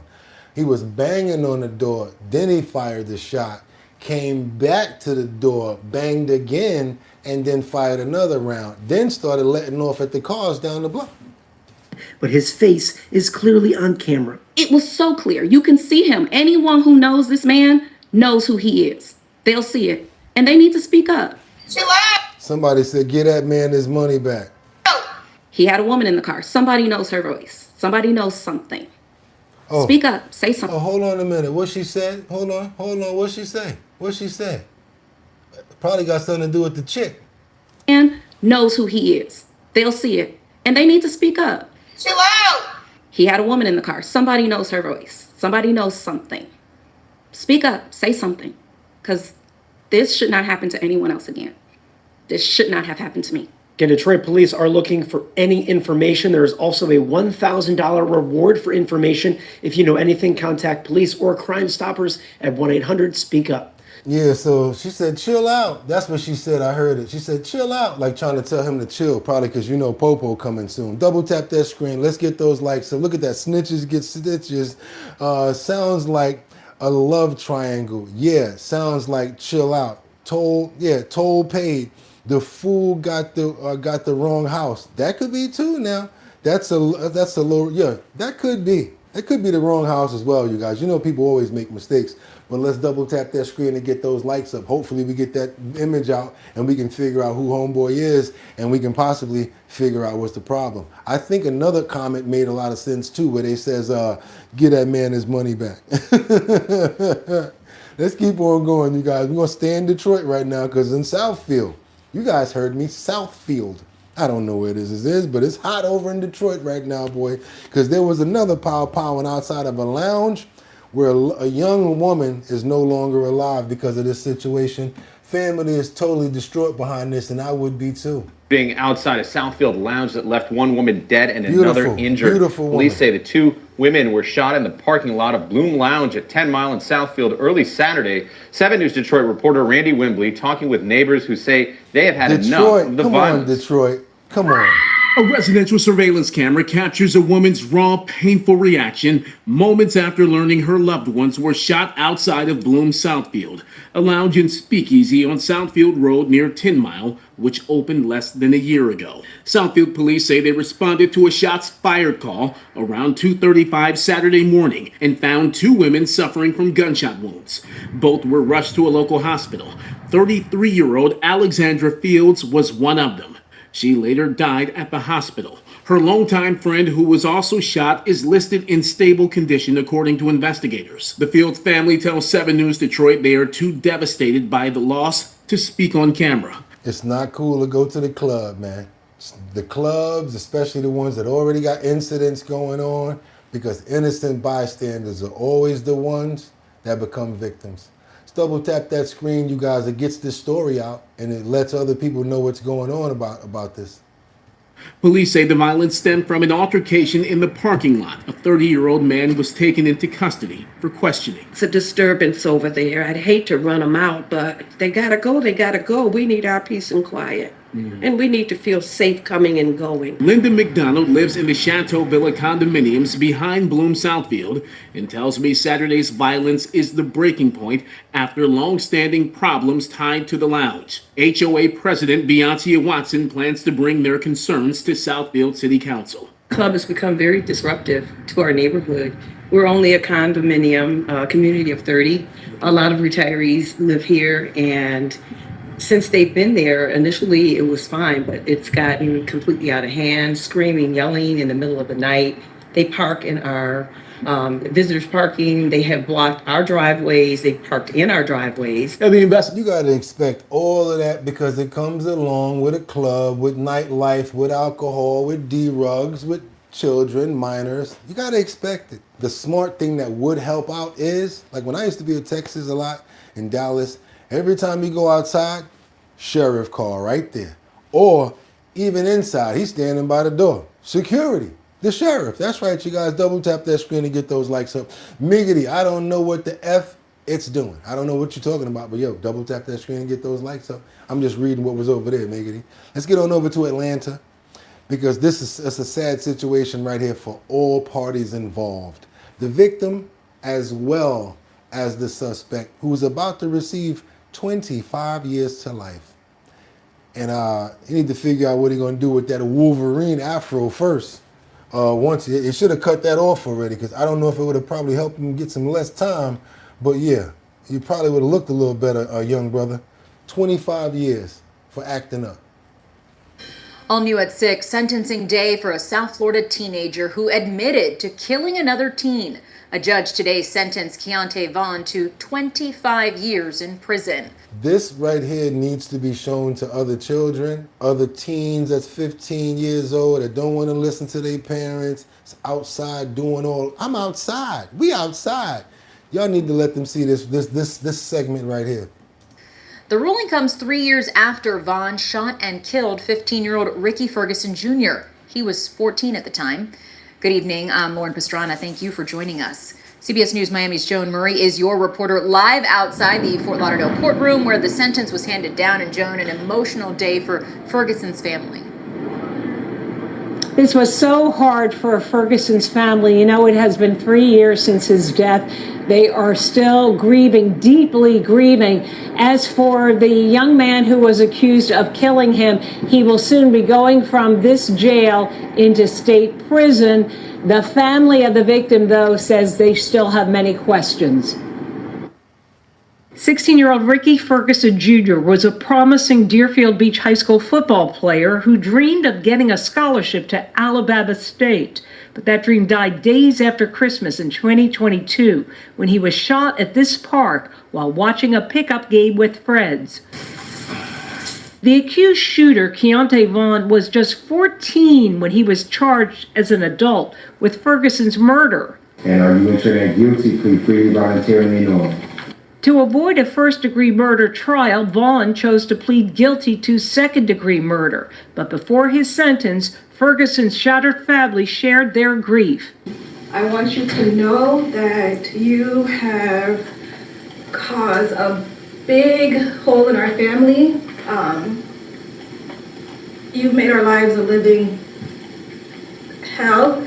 Ferguson's father spoke of saying goodbye to his son in the hospital. I hold his hand and I say, man, I don't like that part. I told you I don't like the part. And then worst thing was when he still being dead, understand my voice, the tears running down his face. That's something that's gonna mess me up every day. The family still has no answers why it happened. Vaughn's lawyer said it was an accident. There's no explanation. There was no bad blood. He just, immature, 14-year-old, found a gun. You know how the guns are in society right now. It's like, hey, we got a gun. Let me show my friends. And he brought it to the park and it went off. The gun was never recovered. At a memorial service for Ricky Ferguson Jr. after his death, his former coach said his legacy will live on. Take comfort in the joy that Ricky brought to the lives that he touched in this community, at this school, and around the surrounding areas. Now, Vaughn is 17 years old now. He gets 3 years for the 3 years he has spent in jail, so he'll only be serving 22 years. He will only be 35 years old when he gets out. His lawyer says he hopes by then that he will be reformed and make something of his life. As for Ferguson's family, again, still deeply grieving, they say they hope this sheds a light on the devastating effects of gun violence. Yeah, I think a lot of youngsters, those YNs out there, the ones that's playing Grand Theft Auto, living it out in real life, they need to see stories like that. As a matter of fact, in 2 years after him being booked, they need to have him do interviews for younger guys, younger kids, YNs that's out here running amok. Want to pray for the person that lost their lives in this tragic event, as well as the family members that are going through all of the sadness and all of the torment and all of the pain. Hopefully they get strength and resolve to make it through this tragic situation here. Amen, you guys. Let's keep on moving forward. Because like I said, womp, womp, womp, womp, womp, womp, womp, womp, womp. Yes, I used to watch Little House on the Prairie. My grandmother used to watch it. We had one TV. It's the big TV on the floor. You ain't watching nothing but what she want to watch. And yes, we got to get on over to follow up on the beginning of the story where she was heard on speakerphone. We're talking about Melissa Gilbert was heard on speakerphone before her husband Warren's arrest. And it has to do with the assault that was on the minors that we brought to you guys earlier. Let's keep on moving forward because we got it. Gilbert was present when her husband Timothy Busfield had a phone interview with police as part of an investigation into his alleged sex crimes.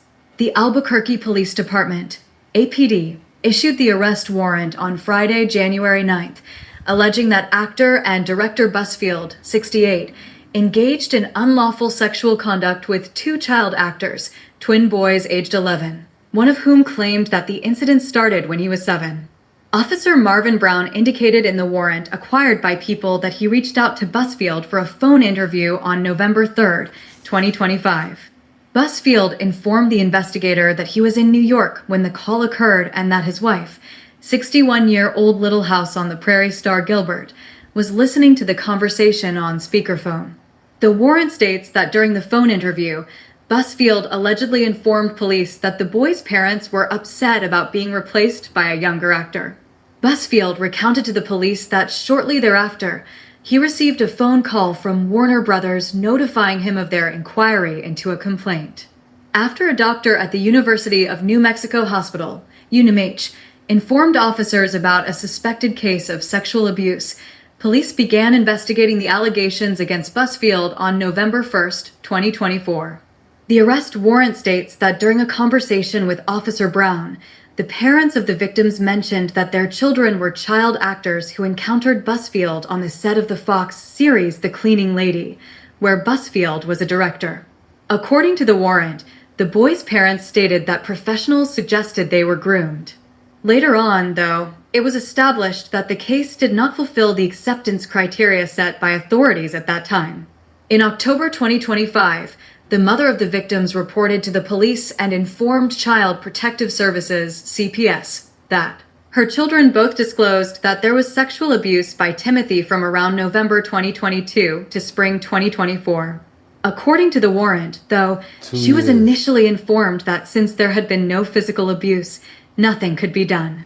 We're going to keep on moving forward, you guys, because this is basically what we were talking about earlier. That is the reason why he has been arrested. And it just so happens that they're saying that she was around as Melissa Gilbert from Little House on the Prairie was around because that's his wife as he was on speakerphone being interviewed.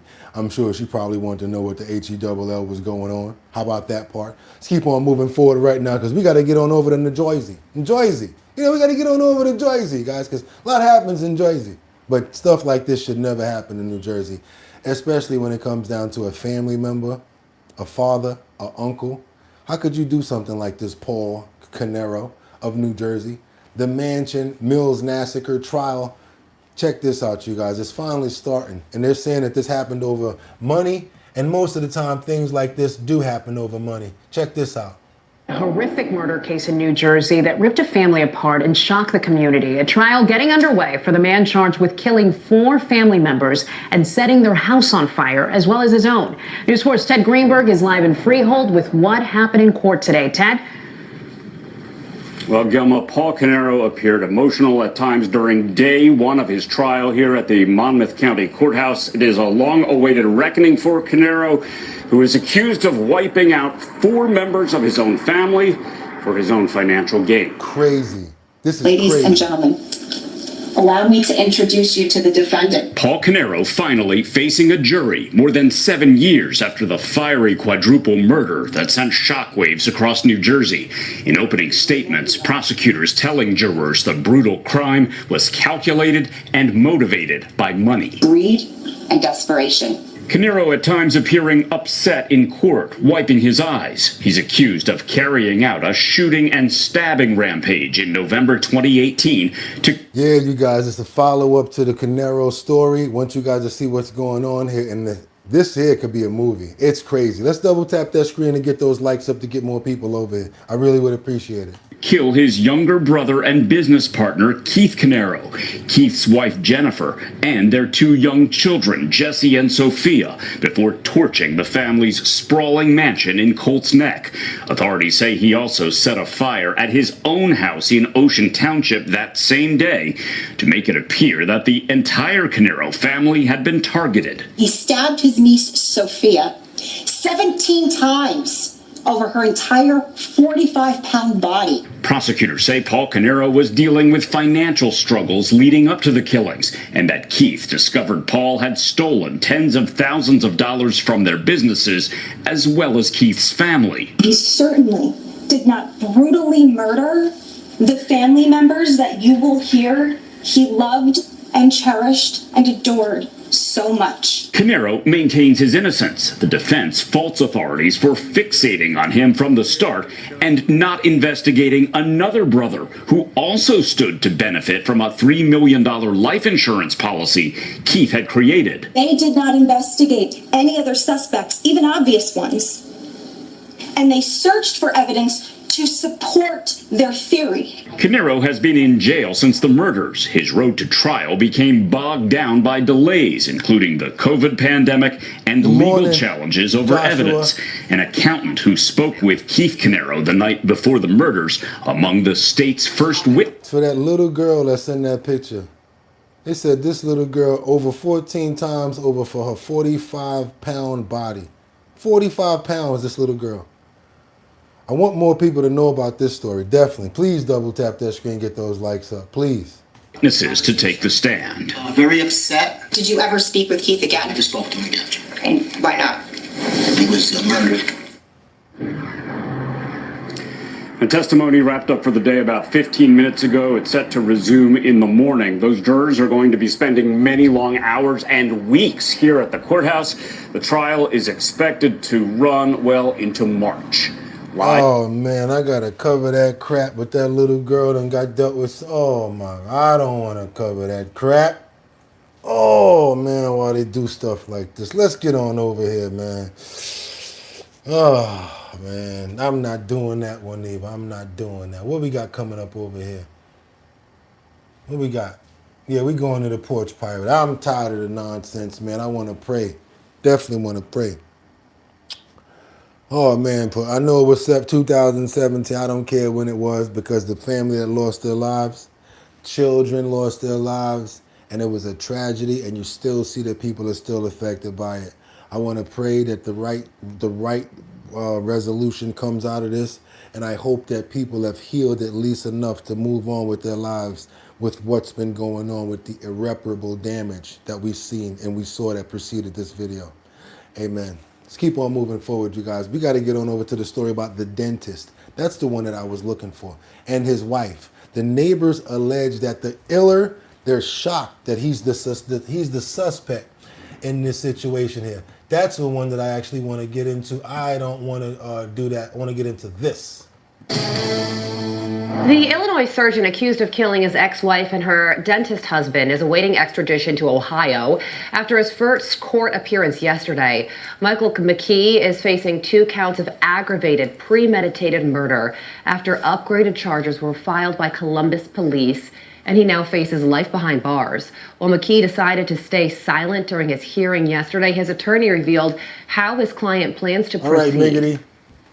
Mr. McKee believes that the most expeditious manner in which he may defend himself against the charges pending in Ohio and to plead not guilty would be to waive his right to an extradition hearing and to have a governor's warrant and to agree to his immediate transportation to Ohio. Our next guest is one of Michael McKee's neighbors who is now speaking out about the shocking tragedy. Geraldine Kolaric joins me now. Geraldine, thank you so much for joining us. I mean, you know this man. Thank you, Carly, for having me. Thank you for having me. We're glad to have you, yeah, so that you could share your perspective with us on this person who you know. He's your neighbor. What went through your mind when you first found out about his arrest? I was shocked because this is a man that I met at the pool in my building. We barbecued together, and I really had no idea that this person would be the one who would be committing such a crime. It really shocked me. It shocked a lot of the neighbors here in the building. And the building also sent out a message to all of us who live here that there's going to be police presence. And there was, and not to worry about anything. And I went upstairs. I'm a journalist. So I went upstairs and I saw that there was a police officer guarding his door. He's sitting right there in front of it. And then I went up the next day after on Monday, and I went to see him. There was police from Ohio up there and a crime unit, a big crime unit in our garage there at the pier. Well, police were able to link him to the crime scene because of his car. They say that his car was there before the murders and then left shortly thereafter. Of course, we have to let the trial play out before we reach any solid conclusions on guilt or innocence. But Glad she gave us that in-depth information, so at least we see the sort of follow-up that they're doing on the ground out there, you guys, and we know that, you know, how are we going to explain why somebody did what they did out of love? You know what they call it, that, you know, when they get sick, they go crazy, or I'm in love, or I miss you, or angry, or whatever like that. You guys, I can't justify any of that. Rage, anger, because someone's left you or whatever. Situation is terrible. Still want to pray for the two that lost their lives in this tragedy, because there are two parents as well as two people that were well in love, and they had children. They had a boy and a little girl that they lost their parents in this situation, this tragedy. Hopefully they find some strength to be able to move on, and they're with family now. Amen. Yes, we have to keep on doing our follow-up stories. We did a ton of follow-ups today, so we got to keep on moving, you guys. And do me a favor, double tap that screen to get those likes up. If you have not subscribed to the channel, what are you waiting for? Become a member. Hit that notification bell down there so that you know we're on. We got to get on over to Colleyville. Well, an arrest has finally been made in the porch pirate case. Watch your head. That's right, you guys. Don't you think it's so pleasing when you finally get one of those people that steal off your porch? Because I'm getting pretty tired of it myself. Colleyville police say this woman is a serial porch pirate, swiping packages in November and December. Detectives connected her to multiple thefts in Colleyville due to her wig, mask, and also her distinct gait. 42-year-old Danielle Copeland of Hearst was arrested this week for mail theft. Now the number of victims is growing.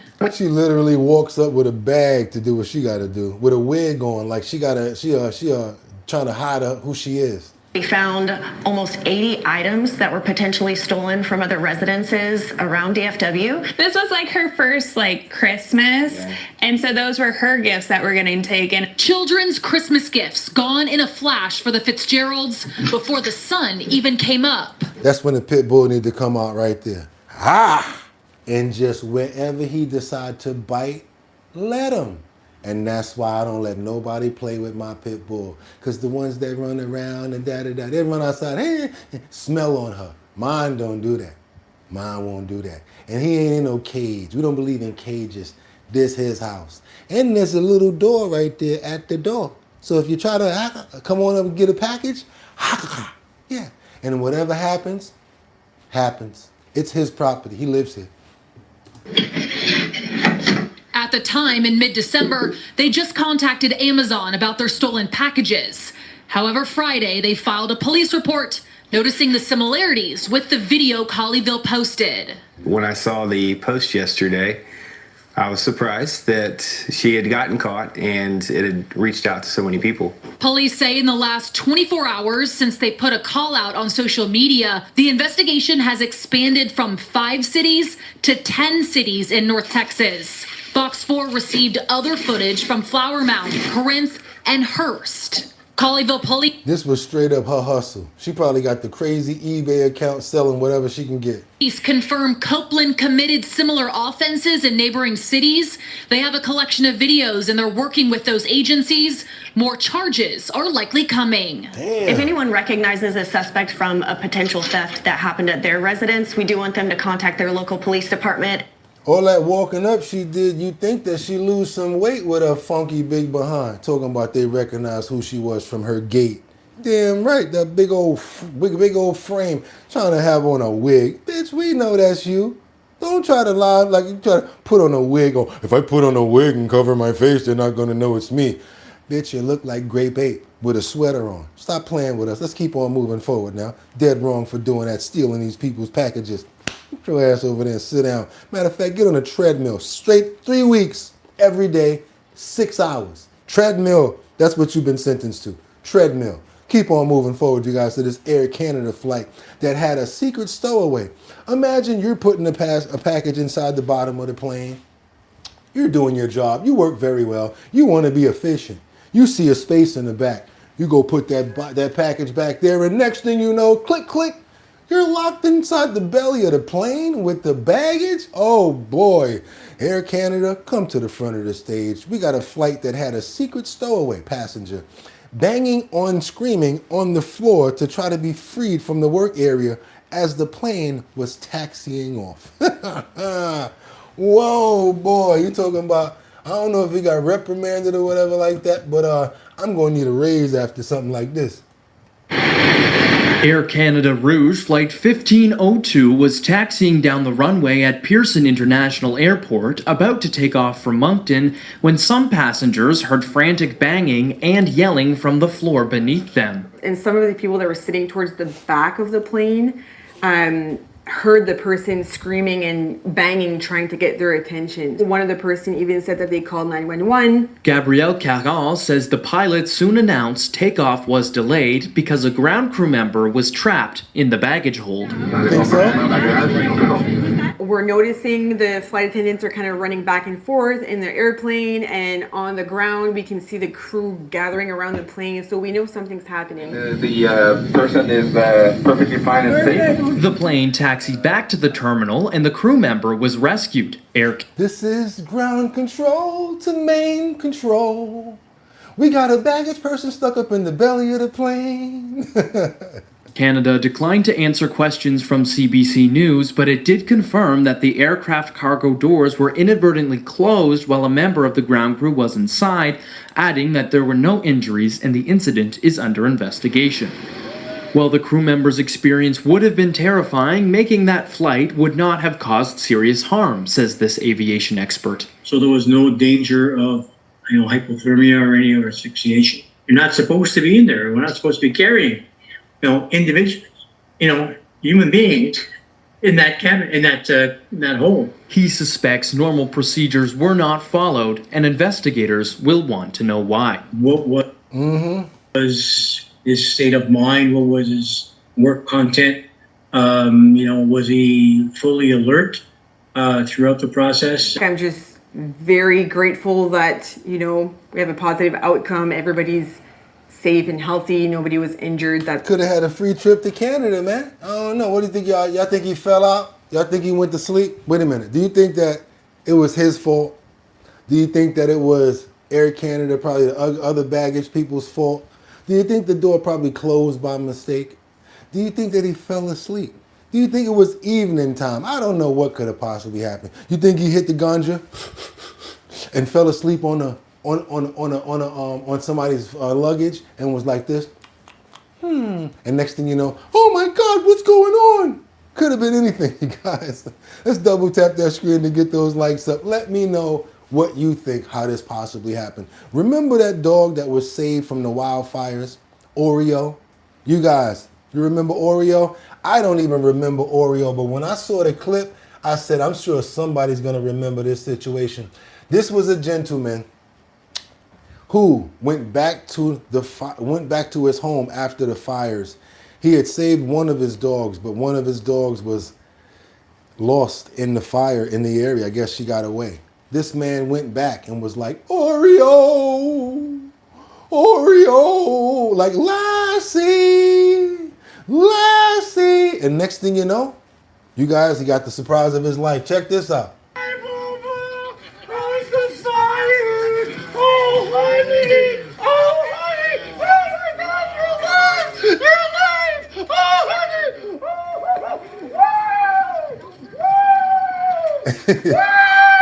We all remember this emotional moment in the days after the Palisades fire.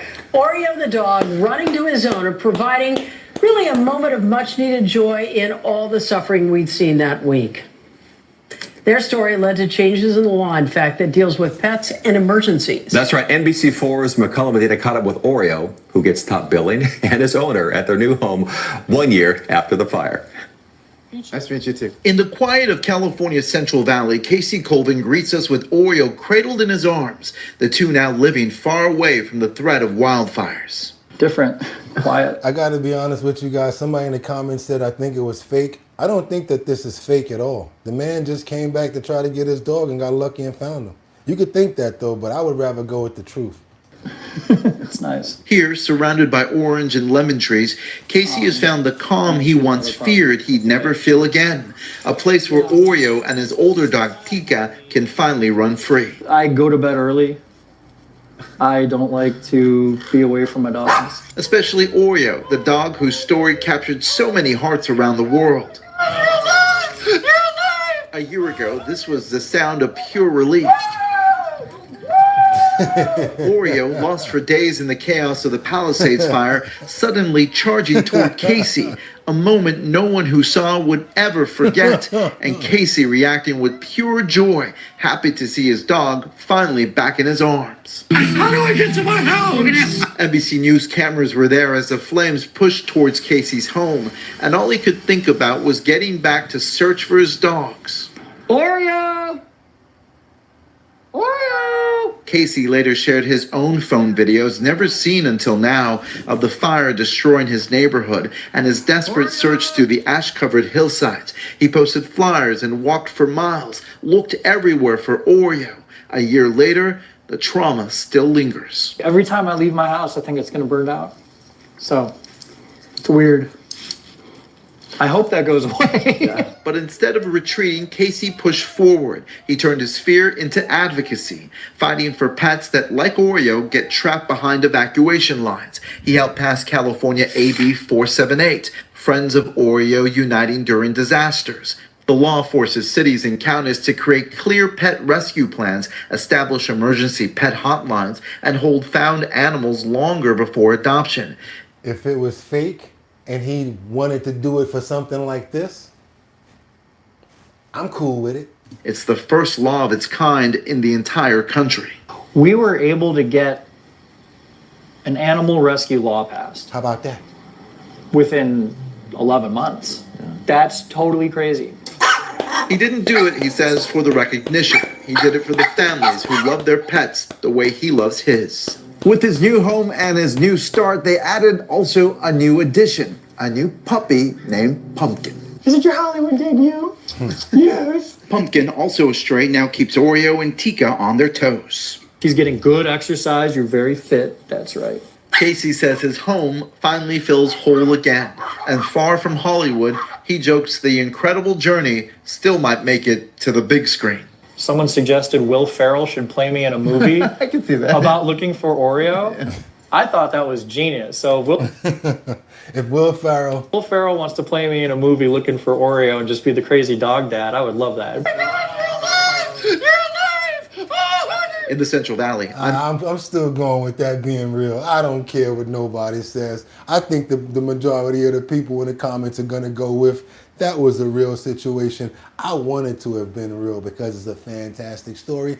And if somebody wants to put that on the major screen, I might actually go see it because it's about a dog. My favorite movie, Turner and Hooch. Anything that got to do with a dog, I'm there, and I'm in the theater to support it. You guys, y'all trying to support and make some money, money, money, money? Hit that link in the description, and you can make up to $800. I'm sorry, $900 on surveys. That's right, you'll make some money, and I'll make some money too. That's right, you guys, it's Hump Day Wednesday. That's right, you guys, I want you guys to be safe out there. But before we do that, you know what I got to tell you, what we got going on, right? We got the Show Your Talent search that's coming up, and I've been hitting it. I've been making calls. I've been dealing with my distributor. I've been calling everybody to make sure that we make this continue to go in 2026. That's right, you guys. We're talking about the Show Your Talent search, where we're going from Manhattan, Bronx, Brooklyn, Queens, and Staten Island. And if you win one of those locations, boom, you can make $250. That's the talent show where that's right, you show us your talent and you are the celebrity. That's right. We go to different locations. Me and my DJ Don Dada, formerly of Black Ink Crew. She's a DJ now. She be turning up and I be right there with her. And you know what we do? We do the Show Your Talent search. And not only are we going to be doing it at the locations, but we're going to now introduce to do it live. That's right. Since we go live on the internet, on YouTube, every single time we do an event, we're going to let you guys from anywhere, Detroit, Los Angeles, San Francisco, Miami, Tonga. I don't know where you're from, but if you got talent and you want to chime in, all you got to do is hit that button right there when we're doing an event, and we're going to let you chime in live. And if you win, boom, $250 to you. And after we get 5 different people from all over, we're going to put up $1,000 for the grand finale, baby. That's right. One person, one group has a chance to walk away with the $250 and possibly the $1,000. Wouldn't you like to be the one to win the whole $1,250? Let's see what happens. Coming up up the Show Your Talent talent search, sponsored by Big Drip Hard Punch. You guys want to go and be a part of the talent show? All you got to do is go to the website, bigdrip.com, or go ahead and scan that QR code right there so that you can go straight to the website and go ahead and put your email in, and then it'll send you all the updates on everything that's going on. Or you can go to the header in any one of our shows. Show headers have a direct link to the website so that you guys go to the first page, put your email address in, and that's right, they're going to keep you posted on where we're going to be and what's going on. It's your boy Bugatti NYC, our bottom line. Let's get those prayers out for Hump Day Wednesday, for security, for love, to make sure that we're taking care of each other, and we're gonna be able to have a good day, as well as our family and our pets. Who we praying for this morning to have a good day? We got Casey. That's right, we're gonna send you out here, right, brother, shielded and loved. And we also got Rebecca Lanyan Bueno, who gave us a full report yesterday. She's still going through it, still pushing, but we still know that you got the love, sister, from us, and we keep praying for you. Also, I hope you're feeling much better. Jeffrey Spilker, hope you're feeling much better as well. Terry, because we understood that you were under the weather the other day. I try not to forget about my friends. Mrs. Swanza, Rebecca Lanyan Bueno. We also got CJ the Cat, Neville, Liberty, Chris, Frank, Audrey, Tanya, Matthew, Warren, V, Chris. I see Jurian and Winter. Thank you guys so much, and I want to make sure that you guys understand that we love you here. Amen. And with that being said, you could have went anywhere for Hump Day, but the fact of the matter that you came in to chill with me, I appreciate you. So until tomorrow, 6 o'clock in the morning, YouTube, Our Bottom Line, come on over, we'll be right back. Okay, guys, also, follow your boy Bugatti NYC on Instagram. That's at BOOGOTTINYC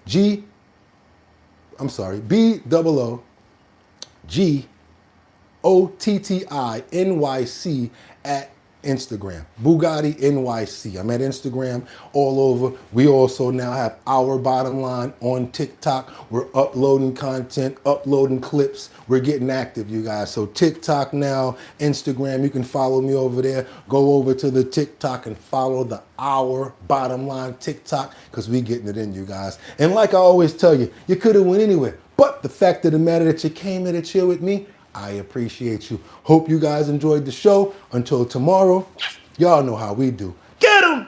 Peace.